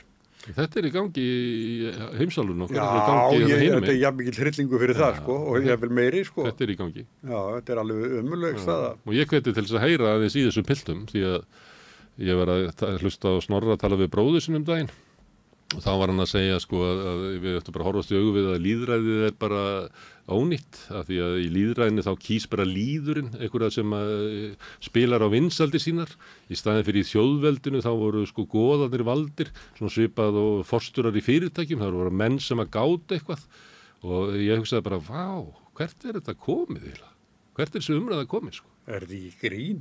Nei, maður held það fyrst sko. Ég pröfaði að skrifa það fyrir svona hálfu árið eða svo hvort að Snorri væri sko grínpersóna hvort hann væri að meina þetta í alvörinni en mér heyrðist þá viðbröðum hans kom meðal annars hérna í þátt og hann er bara að segja þetta með fullri alvöru merkilegt maður held þetta væri eins og hann en þetta er samt sko svolítið sko í svona litlu samfélagi að ef að segjum sér svo að þeir séu sko leigupennar Ég segi það ekki, bara þau fá stuðning Já Það er þetta með sig á Frosta Þú fær stuðning frá áskrifendum þú fær ekki stuðning frá ekki á ríkukalli sko. Í broadcasti það sem Frosti með þar er til hans viðtal við hann skipstjóran hann í Samherja Pál Steingrímsson Já, svo poppar það allt innu með enskri þýðingu Frosti var ekkert að taka það af rekstrarfésinu og þýðir á ensku. Hver hefur hagað því að þetta sé þýttir á ensku? Það er Samherji sem er að nota þetta í áróðuskinni út í heimi. Þannig að það er bara svona peningar sem eru þarna augljóslega á milli. Já. Og svo er þetta náttúrulega, það er til þess að skoða miðflokkin. Það voru 17% karla sem að vilja kjósa hana flokk en 8% kvenna. En hins vegar það að margir halda það og ég heilt það bæði hjá Snorra og Frosta og gott ef ekki í svona þjóðmálum líka, eitthvað svona hugmyndum að einhverju ungir kallar sig að rísa upp einhvern veginn og það eru þeir sem að breyta Evrópu og eitthvað fleira. Býttu, þú nefndi miðflokkinn en sagði svo ungir kallar, ekki þungir kallar. Jú, það nefnilega máli, sko, að það eru bara 8% undir 30 sem að vilja kjósa miðflokkinn, það eru 10% sem vilja kjósa Sjálfstæðisflokkinn. Þannig að miðflokkurinn hann fer upp í yfir 15% yfir 50. Þannig hann bara, þú veist, þessi svona hugmyndum að sé eitthvað svona ungreifing til hægri eins og að vera að tala hér með TikTok ráðherrann og þessa kalla þessa drengi. Þetta ekkert í gangi, sko. En það bara, þetta látið, kannski þetta bara business að labba til ríku kallan og segja ég með alla unga fólki og rosalega smartan vef og podcast sem rosalega vinsælt og þau fær pening. Þetta var alltaf í fjölmiðlunum í gamla daga. Jú, þetta það nú staða, maður. Þetta var alltaf í fjölmiðlunum í gamla daga.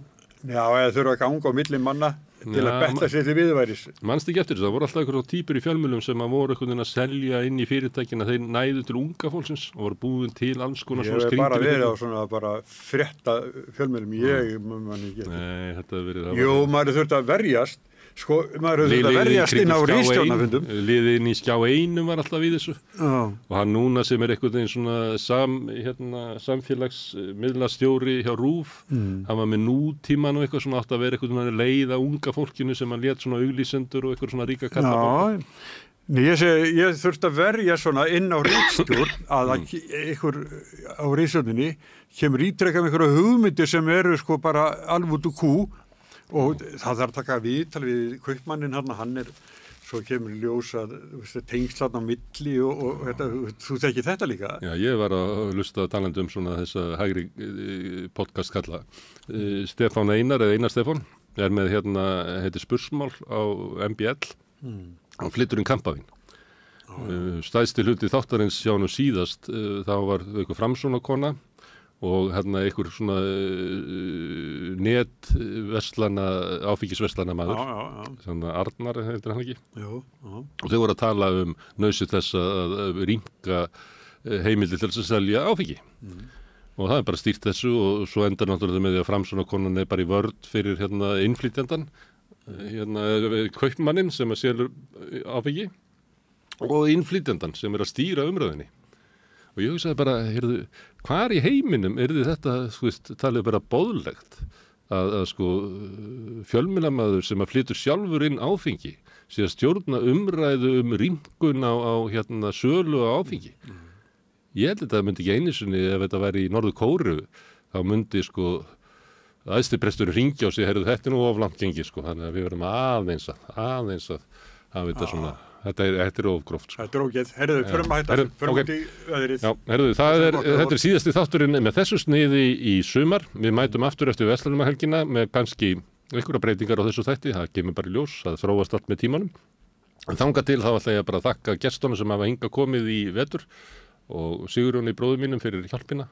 Laufey sem núna í fríi og Pétri sem að taka upp þennan þátt og senda hann út kærlega fyrir hjálpina og ykkur sem hafi breytt þessu samtali okkar í fjölmiðlun, þið eru galdurinn.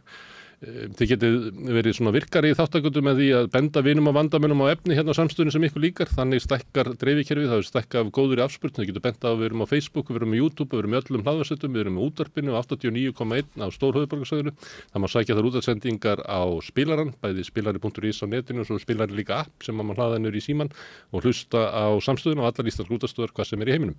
Við erum komin í sjónvarpið til þeirra sem svo heppin að skipta við síman, þar erum við nú með 5 á fjarstýringunni en kannski munu önnur fjarskiptafyrirtæki bjóða sínum viðskiptavinum upp á efni frá samstöðunni 24 tíma sólarhring, 7 daga vikunar allan ársins, samfélagsumræðu þetta rauða borð og í þáttum samstöðunar.